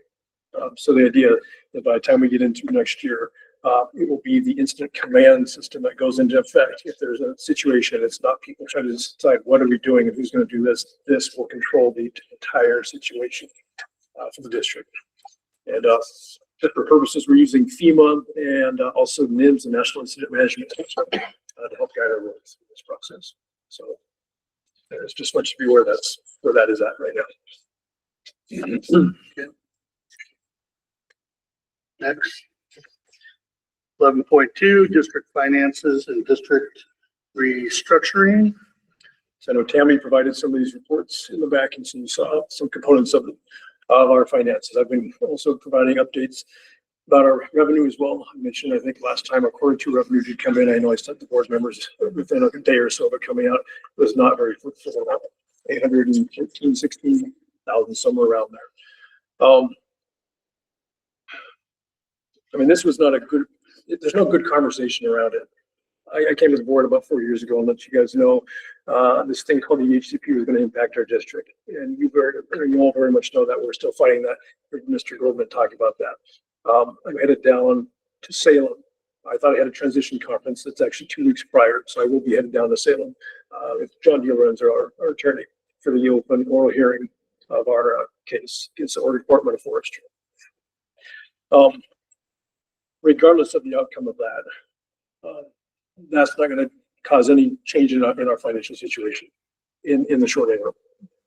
That's going to be, I mean, if we have any discovery find out of that, I can see this going on for another year for the district. That's another conversation for another time. I want to ask you also about how far do you want to go with the legal component. I think some of that also portrays to what's going to take place out of this oral hearing in March. In the meantime, I did notify staff on last Friday. As we're moving forward with calendars, as we're moving forward with budgeting, we've got to get the budget committee together and whatnot. I've been here for almost 20 years and we haven't seen finances like this ever in my 20 years here. And I know 2011, I mentioned to you that the conservation plan and Alice Hunsaker was your superintendent. That was a discussion point. And looking back in history, staff had to pull back their spending. I remember 3.something, 2.78, I have to go back and look, was basically the amount of money that we've allotted for at that time period. This year we budgeted, I wrote down roughly 5.4. And we're not going to hit that at all. Okay, I can say that with clear confidence. We're not going to hit that at all. I mean, I wrote down, I'm just going to repeat it so it's in public session. We received $575,866.84 for quarter one. Our lowest ever for a first quarter timber report since at least 2011 that I'm aware of. The last one, even though it's supposed to come out roughly on December 31st, it came out sometime in February. It came in at $116,255.61 for quarter two. And so far, our total is $1,392,122.45. We need to make up in the next 2 quarters over $4 million to break with what we had budgeted for. Timber revenues are not coming in, period. So a little over $2 million for each quarter. I don't think it's going to happen. I can't say for sure, but I don't think it's going to happen. I mentioned to the staff, and also you heard again from Goldman here, Mr. Goldman, the state school fund, which we are not on, but we could very much be on it some part of this year if we don't hit that magic 3.5-ish number. I mean, again, if we continue going this route, we may not even hit 3. I'm hopeful we'll get above that. But the state has also taken a hit, not as bad as they thought, but it still has taken a hit. You hear about reductions all around. Our neighbor down the road, Vernonia, had a mid-year reduction because finances were so bad with the state school fund. What else is there? The grants he's talking about, the student investment account, the ISO success, also across state of Oregon, have also been depleted, and we also were part of that as well. And that does fund some of our staff here in the district. I've been here since 2007, 2008 school year. We are still running the district, in my opinion, with the same staffing levels of 160 kids in the district. So the pandemic, once the pandemic came in, our numbers also plummeted. And for many who didn't think the district was hit as hard as we were hit just as hard as everybody else. It looked differently, how we ran classes and whatnot, but our student population numbers have not returned. And we ain't the only ones. I don't think there's a superintendent I talked to across Clatsop County and beyond, even in our regional meetings, where enrollment is way down. So our average is roughly 110 to 120 kids, and it goes up and down throughout the year. But yet we are still running the district as if it was pre-pandemic. So with that information, I want to make sure before I go any further, I'm going to tell you.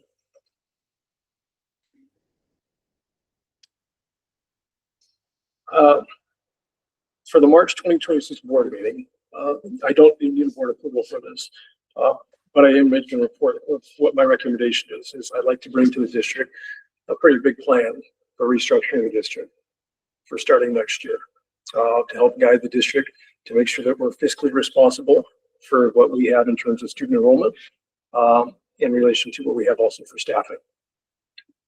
And when I'm saying that, I'm talking about any and all options are open about what this will look like for next year. I mentioned to the staff who are concerned what that might mean for jobs here in the district.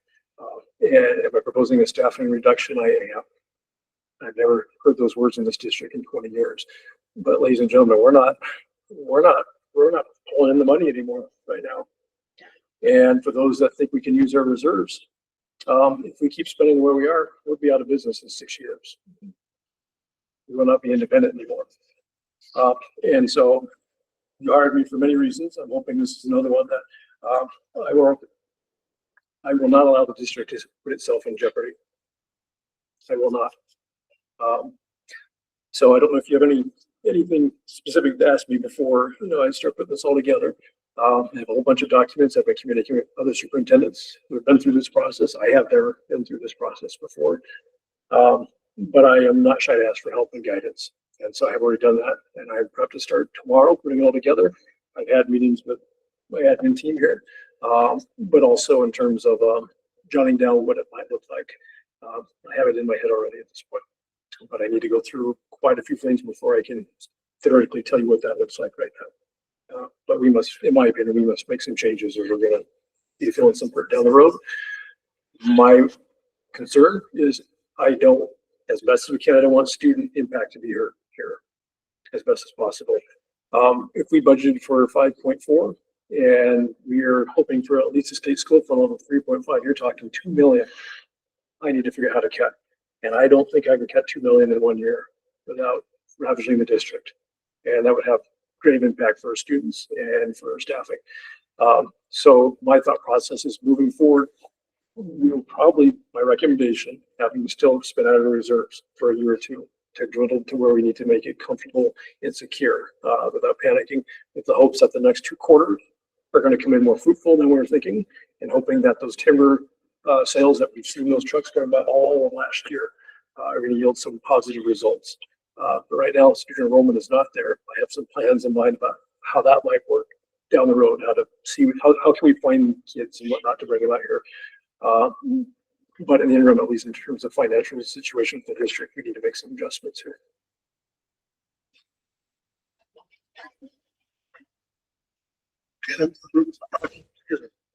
Fortunately, yeah, I think we've seen this coming for quite a while, so it's not going politically as well as we hoped, I guess, and legally. So, yeah, district's going to be in some tough decisions ahead for sure.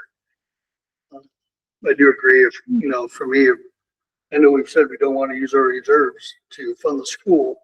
Oh, how many times? But I do feel like we're in a position where we're going to have to use some reserves, at least over the course of a year or two, to get where we need to be.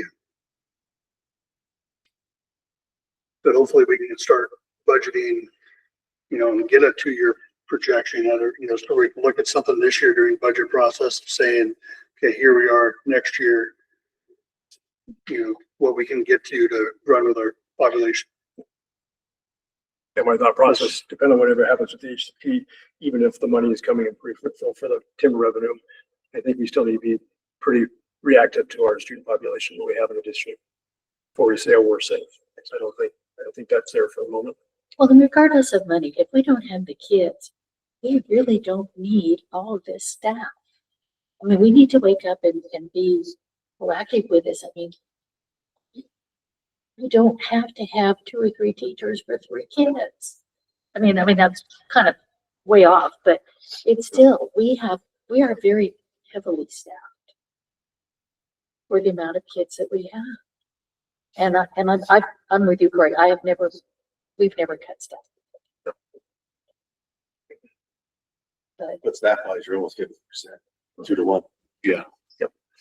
The students to teacher ratio roughly, if you average it all out across the whole spectrum, 6 point something kids per teacher. That's enough. It's a nice luxury. Oh, it's wonderful if It's you've got the great. money, but Yeah, we don't have the money. one-on-one time with teachers. I mean, no other school district has that. But at some point, we gotta. We We even can't call afford staff it. or students should have any kid failing. Dude, Yeah, no, they should be coming out with doctorates for. I would think we should have a better return. Yeah. I understand the kids have to apply themselves too, but Yeah, they do. we should have more one-on-one time. That's why I was asking about that ninth grade thing. It's, You can lead a horse to water, but you I've can't been struggling all make it year. Well, it's a double-edged sword when the school's the largest employer in the whole area, and then you reduce staff and potentially lose students because staff move, so then your students. Right. I mean, it could be a Well, waterfall. that's where I'm effect. at the point. If you can't get something picked up, I'm taking my kid out. Yeah. You're gonna lose another one. My wife tried to come in and sit with the teachers and told she couldn't. It's a whole different subject that we're talking about here. Yes, no. But it's a frustration that a parent could have with, for whatever All the reason. staff go to a and different the school. students we can't get to the students. Yeah. Students should be where they're at. One student, 5 students, it doesn't matter. With the amount of staff that we hold today.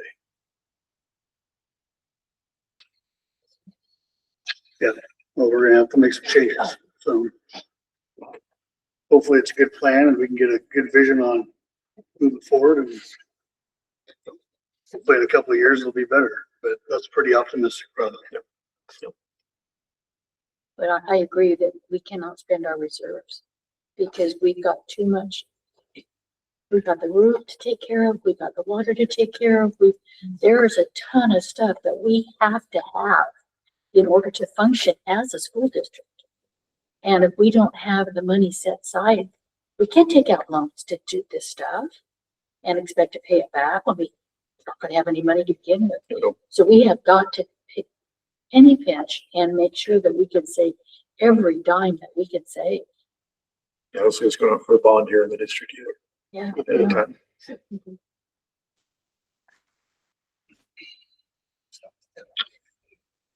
Okay, any more discussion? 11.3 Oregon Health Authority Circuit Rider Program. So just brief update about the water.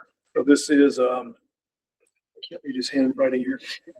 Dan Vage, he's a senior engineer for the Civil West, company in Albany, Oregon. So this is just kind of a debrief of our conversation about when he was here visiting the district and talking about our current well, the spring over here, as well as, potentially putting in something new off of Mahalan, if that's a possibility.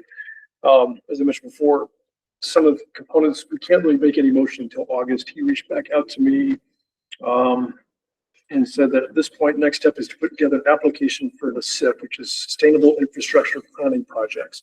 To put an application for funding to fund a feasibility study and a master plan, which is due in August of 15th.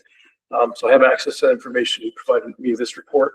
I have a plethora of information also that I was able to unearth around the fourplex of all things, because there's quite a few geology studies done with it. So I was going through that also. And there's lots of maps in terms of the infrastructure of the low ground and whatnot. And some of the springs that we may or may not have had here in the district at some point in my time. So I notified him that we could get all those things scanned at some point. If he gets back to me, if he wants access to that. But that would be the next step to move forward with the water discussion, which is to see what we have here at the district, to allow for some funding for whatever the projects may be that we want to look at down the road. That's going to be all the way in August, but I can only get the application done sometime, probably in April or May, get ready to go and have it on the shelf, ready to fly. But still, that's gonna take time. I mean, Yep. even if we send all the paperwork in, my gosh, for them to even look at it. Oh, this is- Do their surveys and deal with that, they're looking probably maybe at least a year, 2 years, Yep. maybe even 3 years. Yep. And then do it. This Gotta move doesn't- through. that's- yeah. Yep, gotta move through. So I just want to give you an update on that one. Okay, 11.4 graduation rate. Let's see, so graduation rates came out, I believe on February 4th, if I'm correct, just prior to that. So I went down and took a look at what we had here. So I think I mentioned this to you the last time at the board. Am I correct, or did I not? About our graduation rates for last year, 24, 25. I think I did. So we came in at 100% for our graduation rate, which is the first time pre-pandemic that we've hit 100%. So if you go back in records, we had a series of 300% back in the 2018-19 school year, and then years after that, we also have that. The pandemic year, 2021, 100% also, and then the year after, as things started to, pardon the expression, collapse in the district with leadership, and things fall apart, and people started leaving, it dropped to 80%, And then 22-23 school years, it dropped down to its lowest point at 57.1%. As you heard Mr. Goldman talk about, and Mr. White also, sometimes in the smaller school district, 1 or 2 students can greatly impact that percentage point. 23-24, we started to see the rise from 57.1 to 66.7. And that was the 23-24 school year. And then last year, we went from 66.7 to 100%. So it showcases the number of 1 or 2 students can take for the district. But I don't think it's just by happenstance. I think the district has been running itself fairly well. I think leadership components also have been starting to ground themselves into the ground here, put themselves a little bit more stable. I feel like the trust between students and what's going on in the classrooms, specifically this year, is really taking root. I think it's been great. Anticipation, hopeful that we're going to have 100% again. Graduation rates, it does have an impact when students leave our district and decide to go off to another district. There's a whole compilation of reports and transfers of records requests and whatnot. All those things have to take place, and we have to keep track of that as best we can. But as you said, it's hard to lead a horse to water if they don't drink. Yep. And so sometimes when you're trying to get this information or trying to get families and students to get registered, it's not as simple as making a phone call and they're going to do it. And so that's not hard for some districts as well. So sometimes there's caveats for a lot of these things, but currently trajectory wise, very hopeful that we'll hit 2 years in a row of 100%. Are they on track this year? All of them? That's great. How many high school kids do you have? Graduated. That was 11, I believe. Wow. Is it 12? Oh, that's good. Okay, I'm sorry. I got 11. Yeah.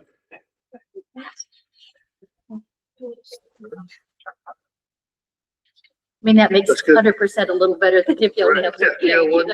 One senior, guys. And I do want to say in a public record, just because Paper doesn't look any different than when they post it. I did send off all the information about, not to the story, we did an article on it, but we didn't get any representation in the article.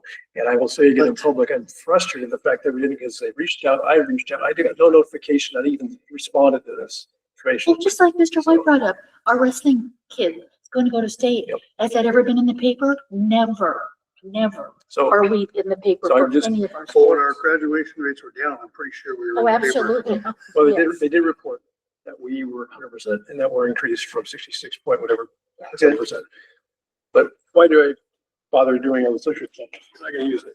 So, just a little bit. So do we reach out to the Astoria for does our AD reach out and promote that type of stuff? We, a few of us have talked about that. How are we getting information out there so they'll have the information? And I'm gonna venture some of our items, though, I don't think we are getting everything out there to notify them. Whether they want to come out or not, but at least some sort of report. We should really be trying to push whatever good we can out Yep. to whatever outlet we got. Anything negative about our school, boy, it's right in the paper. Right. Johnny on the spot, but anything good, oh, they just push it aside. But we're never in there for anything good. Yep. Just irritates me. Okay, 11.5, JEF closed campus discussion and JFD student of legal age discussion. All right, so I promised we'd come back with discussion. So I sent this off to Pace Legal. And I will say, I'm a little surprised, to be honest with you. A little surprised when we came back. It was not exactly as I was expressing it before the last round. So I do want to go through this a little bit. So I sent a message out to OSBA. I'm going to ask you if you have questions, please let me know if you have questions, because I do want to take them to another individual that they've reached out, asked me to, let's see, Spencer Lewis. They want me to reach out to this individual also if there's more questions beyond the first that just reached out. So here's the response. So I'm just going to read the response. So in considering all the information together, it looks like an 18-year-old student becomes responsible party for their own education record and could notify the school of an absence in addition to their parent. And she said emphasis added, and I was confused by that. If a student is 18 years old, all students are required to comply with board policies and established rules, which I was openly talking to you about. My thoughts on general, why I'm thinking, okay, the board policy says this, but the handbooks and the rule book showcase this. This is what I'm thinking. She says, according to OAR 581021024, when a student turns 18, they become quote, an eligible student, which is in the verbiage in there. This means the legal rights previously held by the parents, like consenting to the release of records or excusing absences, transferred to the student. So then I asked, can they sign themselves out of the district? And contrary to what we've been thinking in the district for many of us, can they sign themselves out? The answer is yes, but within the rules. So the 18-year-old becomes the quote responsible party for their own records. And under that, under a different OAR, 581-021-0081 in parentheses 5, the school is required to respond to absences when notified by an eligible student. And remember, eligible student is notified as someone who has turned legally 18. And so they can sign themselves out, but it must be for a reason recognized by law or policy. For example, illness, mental health, or medical appointments. But it says, but she said, being 18 does not give them a blank slate. Just say, I'm going to exit the district. There needs to be valid purposes for that. And I said, well, do they still have to follow, some of the district policies? Because currently, in some of our verbiage, do we need to make some changes with their policies if that's the case? And she said, absolutely. Even though an 18-year-old is a legal adult, they are still a student enrolled in the district. By remaining enrolled, they agree to follow the student code of conduct and the parent-student handbook. If the handbook says students must, quote, check out through the front office before leaving campus, the 18-year-old must still walk to the office and sign the paperwork. They simply just can't walk out and go. So in other words, the process walking in there, signing out as if a parent was coming in to do so. But it still has to be for a valid reason, not Correct. just because they don't want to be in class. Correct. Yes, absolutely correct. Can they check out of school without parents knowing or being notified? And that's another concern because I hear from the other side, what if something, student leaves campus, exits, and an accident or something takes place, and the parents don't know. Oh no, who's liable? And these are all valid. I'm being honest. These are all valid concerns. Very, very valid concerns. And so, can they check out of the school without parents knowing or being notified? The answer is yes. Under OAR. Where am I at? OAR 581-021-0240, the rights regarding consent and education records transfer from the parents to the student at age 18. So this means the student is now, quote, the eligible student. The student has a legal authority to excuse their own absence. The school is technically required to recognize the student as a person who could provide a notice of absence under one of the OARs I mentioned to you before. I'm going to keep going if you don't mind, because there's a couple more questions I had. I think came even further after I looked further at this. If an 18-year-old invokes their rights under FERPA, which a number of us did some requirement training earlier in the year. FERPA is Family Educational Rights and Privacy Act. The school may actually be legally barred from disclosing information, including attendance to the parents, without the student's written consent. Now, what the district doesn't have is a document that showcases that they could have a right to say that they don't want to have parents have a say in all this components. And they say, don't notify my parents. They could do so in the state of Oregon. We don't have anything like that. She called it the tax dependent rule. Under FERPA law, if the parents claim the student as a dependent, meaning they live in the household, whether they're financially supported by the family or the guardianships, the school is allowed to share the students' educational records, including attendance, sign-out info with the parents without the student's consent. But how do we know that? What is that? How do we know that? Again, we don't have. We can't. We're gonna ask for their tax information. Yeah, we're going to ask for their taxes to find out if they're a dependent of. That's something that we have to look into.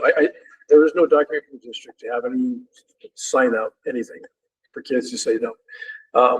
So I use the phrase, well, if we should choose to contact parents, if a parent claims, she says, well, you can continue to notify parents of all students until graduation unless the student specifically files a privacy request for that point. I know one of you asked a student who's 18 leave a field trip or check out when they want to from if they're not on campus at all. It says, well, she said, we're legally able to keep them, on a field trip. That's a school-sponsored activity governed by a specific conduct rules by the district. So the district is owned with that one. She said, usually most districts have field trip policy handbook, which we do, code of conduct that requires students remain from the time they exit to the time they come back because we're responsible for the safety aspect. So that is called, she said, a duty of care. The last one I said is, can a student check out for lunch and then come back to a closed school campus? And that's different. Under OAR, it's saying when I'm 0240, 18-year-old student can sign themselves out for a legitimate purpose again, like a document. However, if we are a closed campus policy, that is, quote, an established rule for the school district. You cannot do that. So the reason districts are allowed to keep 18-year-olds on campus during lunch is based on our operational safety. Imagine a bigger district, you have all these kids exiting for lunch, and all of them trying to come back, trying to keep track of who's in and who's out and whatnot. And it's a mess. I know we are a closed campus, that's our current policy. So ultimately, she said at the very beginning, she said the board could discuss removing or amending the policy JFD. She does not believe it's a required policy for the district. But in my mindset, if that's something we decide to do, it better be in a student handbook somewhere. Something where it's expressed. I don't think it's causing harm per se. It did bring up a good lively discussion about it in general, but that's where it's at right now. And she said, if you have further discussions, she passed me over to Spencer Lewis, yeah, who's, I guess, the policy director, the director of policy services. So I'm free to hear anything, but at this point, I mean, I think I need to come back to you with some adjustments with their policies per se, or at least staff handbook language, or excuse me, student handbook language to showcase that. You know, my concerns as the superintendent is, you know, I don't obviously want students leaving the district out of fear. I mean, I heard you said about, you know, getting kids here in attendance last round. I heard that. My concern is kids exiting the district because for whatever reason, and I know there's also components for mental health, you know, components as well. At a certain point, what is the delineation between when does a district legally allowed to ask for evidence of, you know, why a student's gone so often if they're gone?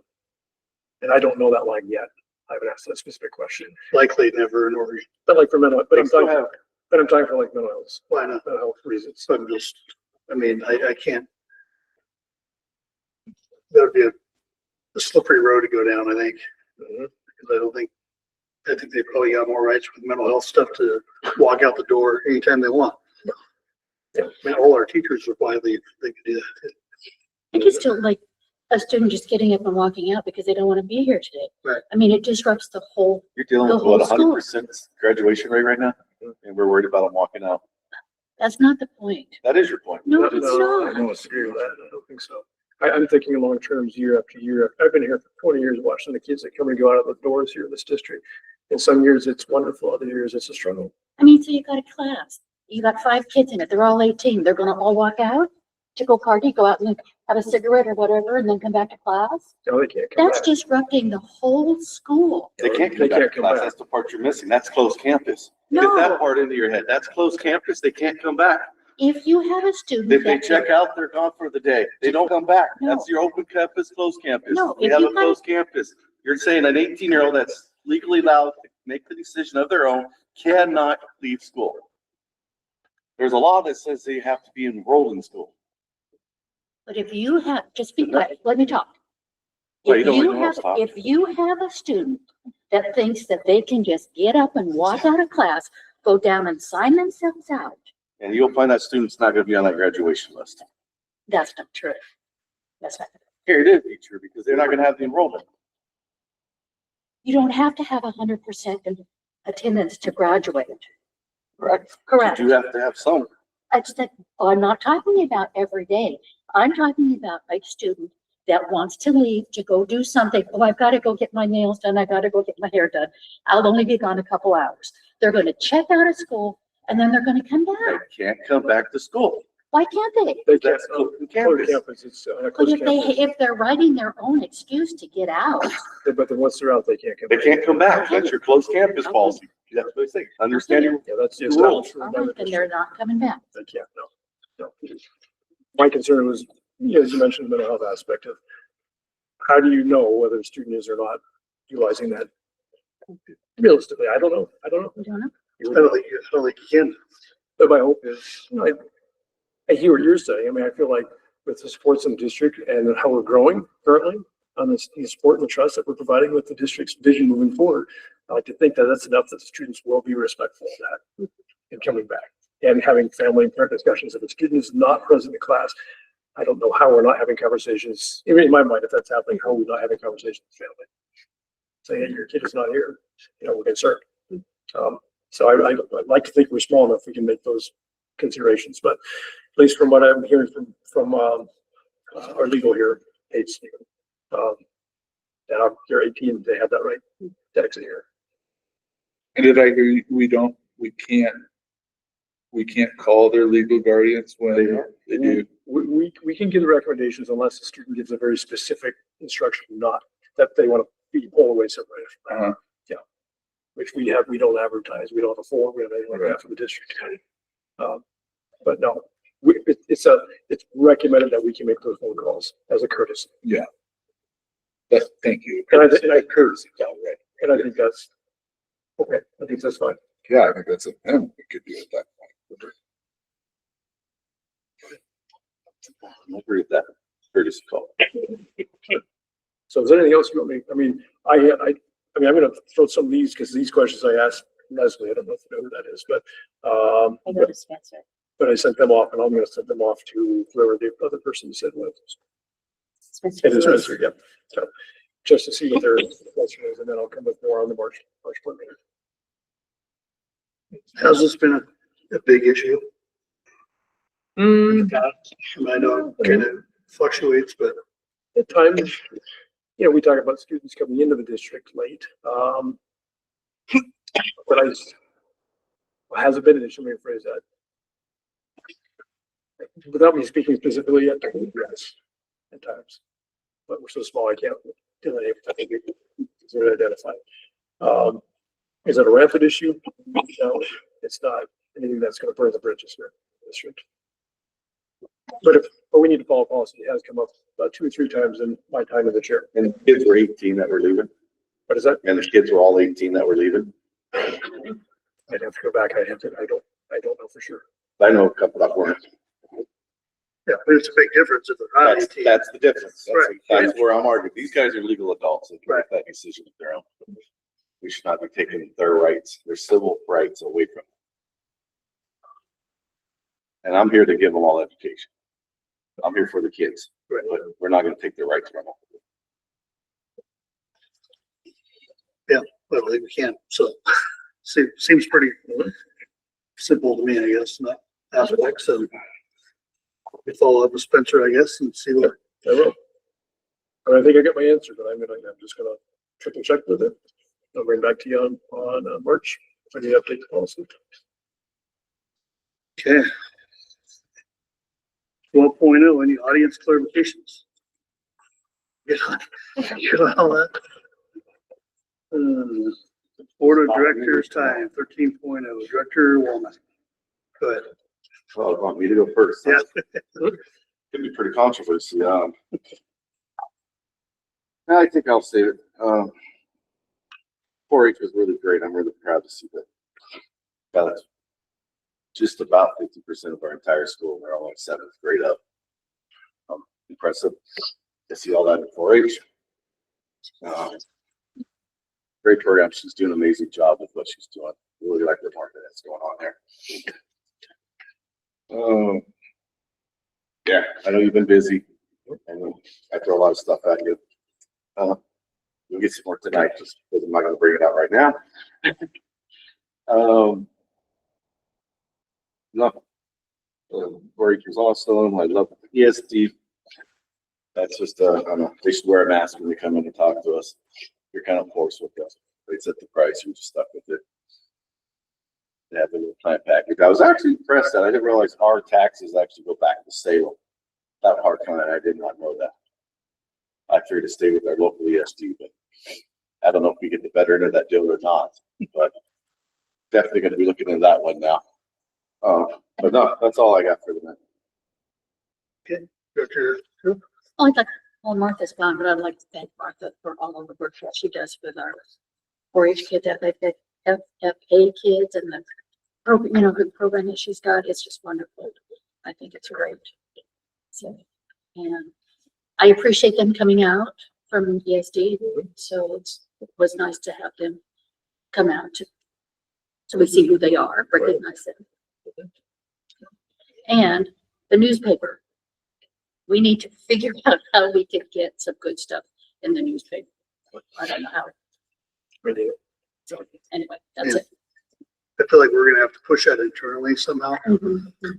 In the past, where we had somebody that kind of worked for the paper, it was kind of different on probably getting stuff in there, but But when Bob was here and you guys are playing football, he called in Right. every Friday night. I believe the ADs used to do that. I don't know if that's changed over the years, but there was always, they called in scores and they called in highlights and Yeah. that stuff was Mhm.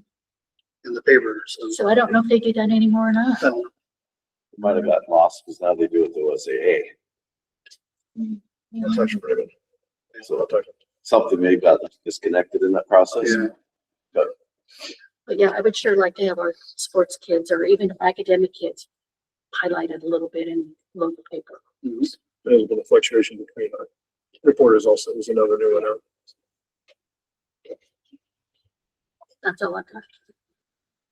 Yeah, I don't have much. I think the FFA program is unbelievable to have 49 students involved in that. I want to know what that is compared to other schools. But I think that's got to be quite a bit more than most local schools. At least the Astoria FFA program, when I see them at fair, there's only like a dozen students, it seems like. So that could be huge. I'm wrapped up with driving to Benoni every day for basketball, so that's nice. Hopefully Jewel maybe have the basketball team next year. Looking forward to that. Yeah, I think the HCP is, if we can get a big enough runway out in front of us to forecast budgets and, with percentage we have to cut each year, starting this year and next year, would be huge for us to, not only for our current staff to make, how we're going to retain staff and, get us where we need to be and not hurt the students is going to be huge. So that's all I have. Rep. Dietrich? Yeah, the FFA stuff with Martha, she does an incredible job. There's one thing that she was talking about the chasing grants, right? And I don't know if there's some way that we can chase federal staffing grants. But that would definitely be something to look at, right? I'm sure that there's something out there. I don't know who's got the time for that, but right. But it's worth some research, I'm sure. The gal Heavenly that was here, great speaker. That's great to hear. She had a great message. She's a great speaker. That was great. Staffing reductions, it's obviously not how we want it to go, right? At some point you gotta say this is business, right? If you don't have the funding coming in to keep so many employees, unfortunately, that's the way that this economy works. And again, it's not the way that we want it to go. To hear that the students or the seniors especially are all on track to graduate at 100% again this year, that's great news. So we gotta keep going. We'll get through it. It'll work, right? And it's all the hard work put forth starting here that they rely on us to pull it together. So that's all I got. Thank you. Okay, I think Dr. Sawyer's. She's not feeling well. Coughing a little bit, so we'll give her a pass on this one. May I say something? We just need to remember to get budget committee members. Try to get some budget committee members. Three volunteers. Huh? Me? No. That might be a conflict. So we still have, do we only have one? Oh, here she comes. Braden. If you have anything good for the order, we'll let you, we'll let you get it out if you can. No, I apologize. I think my med's wearing off. It's okay. You say you're good? Yeah. I don't have anything. Okay. So item 14, items for a future meeting. We have, House Bill 3038 panic alarm system update. And 27 board calendar in March, maybe April. Okay. And We'll at least have a draft probably in March. and Abby's gonna have a whole criteria written up in 3038. That's what, Oh, okay. in April. Are we getting any money for that? It's a very small amount compared to, it's roughly Compared to 20,000. what Yeah, it's very we're small. gonna spend? It's gonna be a whistle. Something. Yeah. Policy EFA, local wellness, and IKFC scholarships and student award. IKF-AR guidelines for the Jewel School District academic scholarship update in March. And if there's anything else you guys would like to add to the agenda, we can get it added. You have to get the calendar back on there? Calendar's on there, but it's probably gonna be a draft in March. And then, Meant the district. District calendar. Yeah. Yeah, this year. Oh, sorry, district calendar, yes, we'll have district calendar, sorry. And with that, I'll take a motion to adjourn. Motion to adjourn. Director Womack motion, do you have a second? I'll second. Director Beecham seconds. Michael Mack, Yay. Patty Trail, TJ Hiccup, Yay. Randy Yes. and Dan Sullivan. Thank you. 8:09.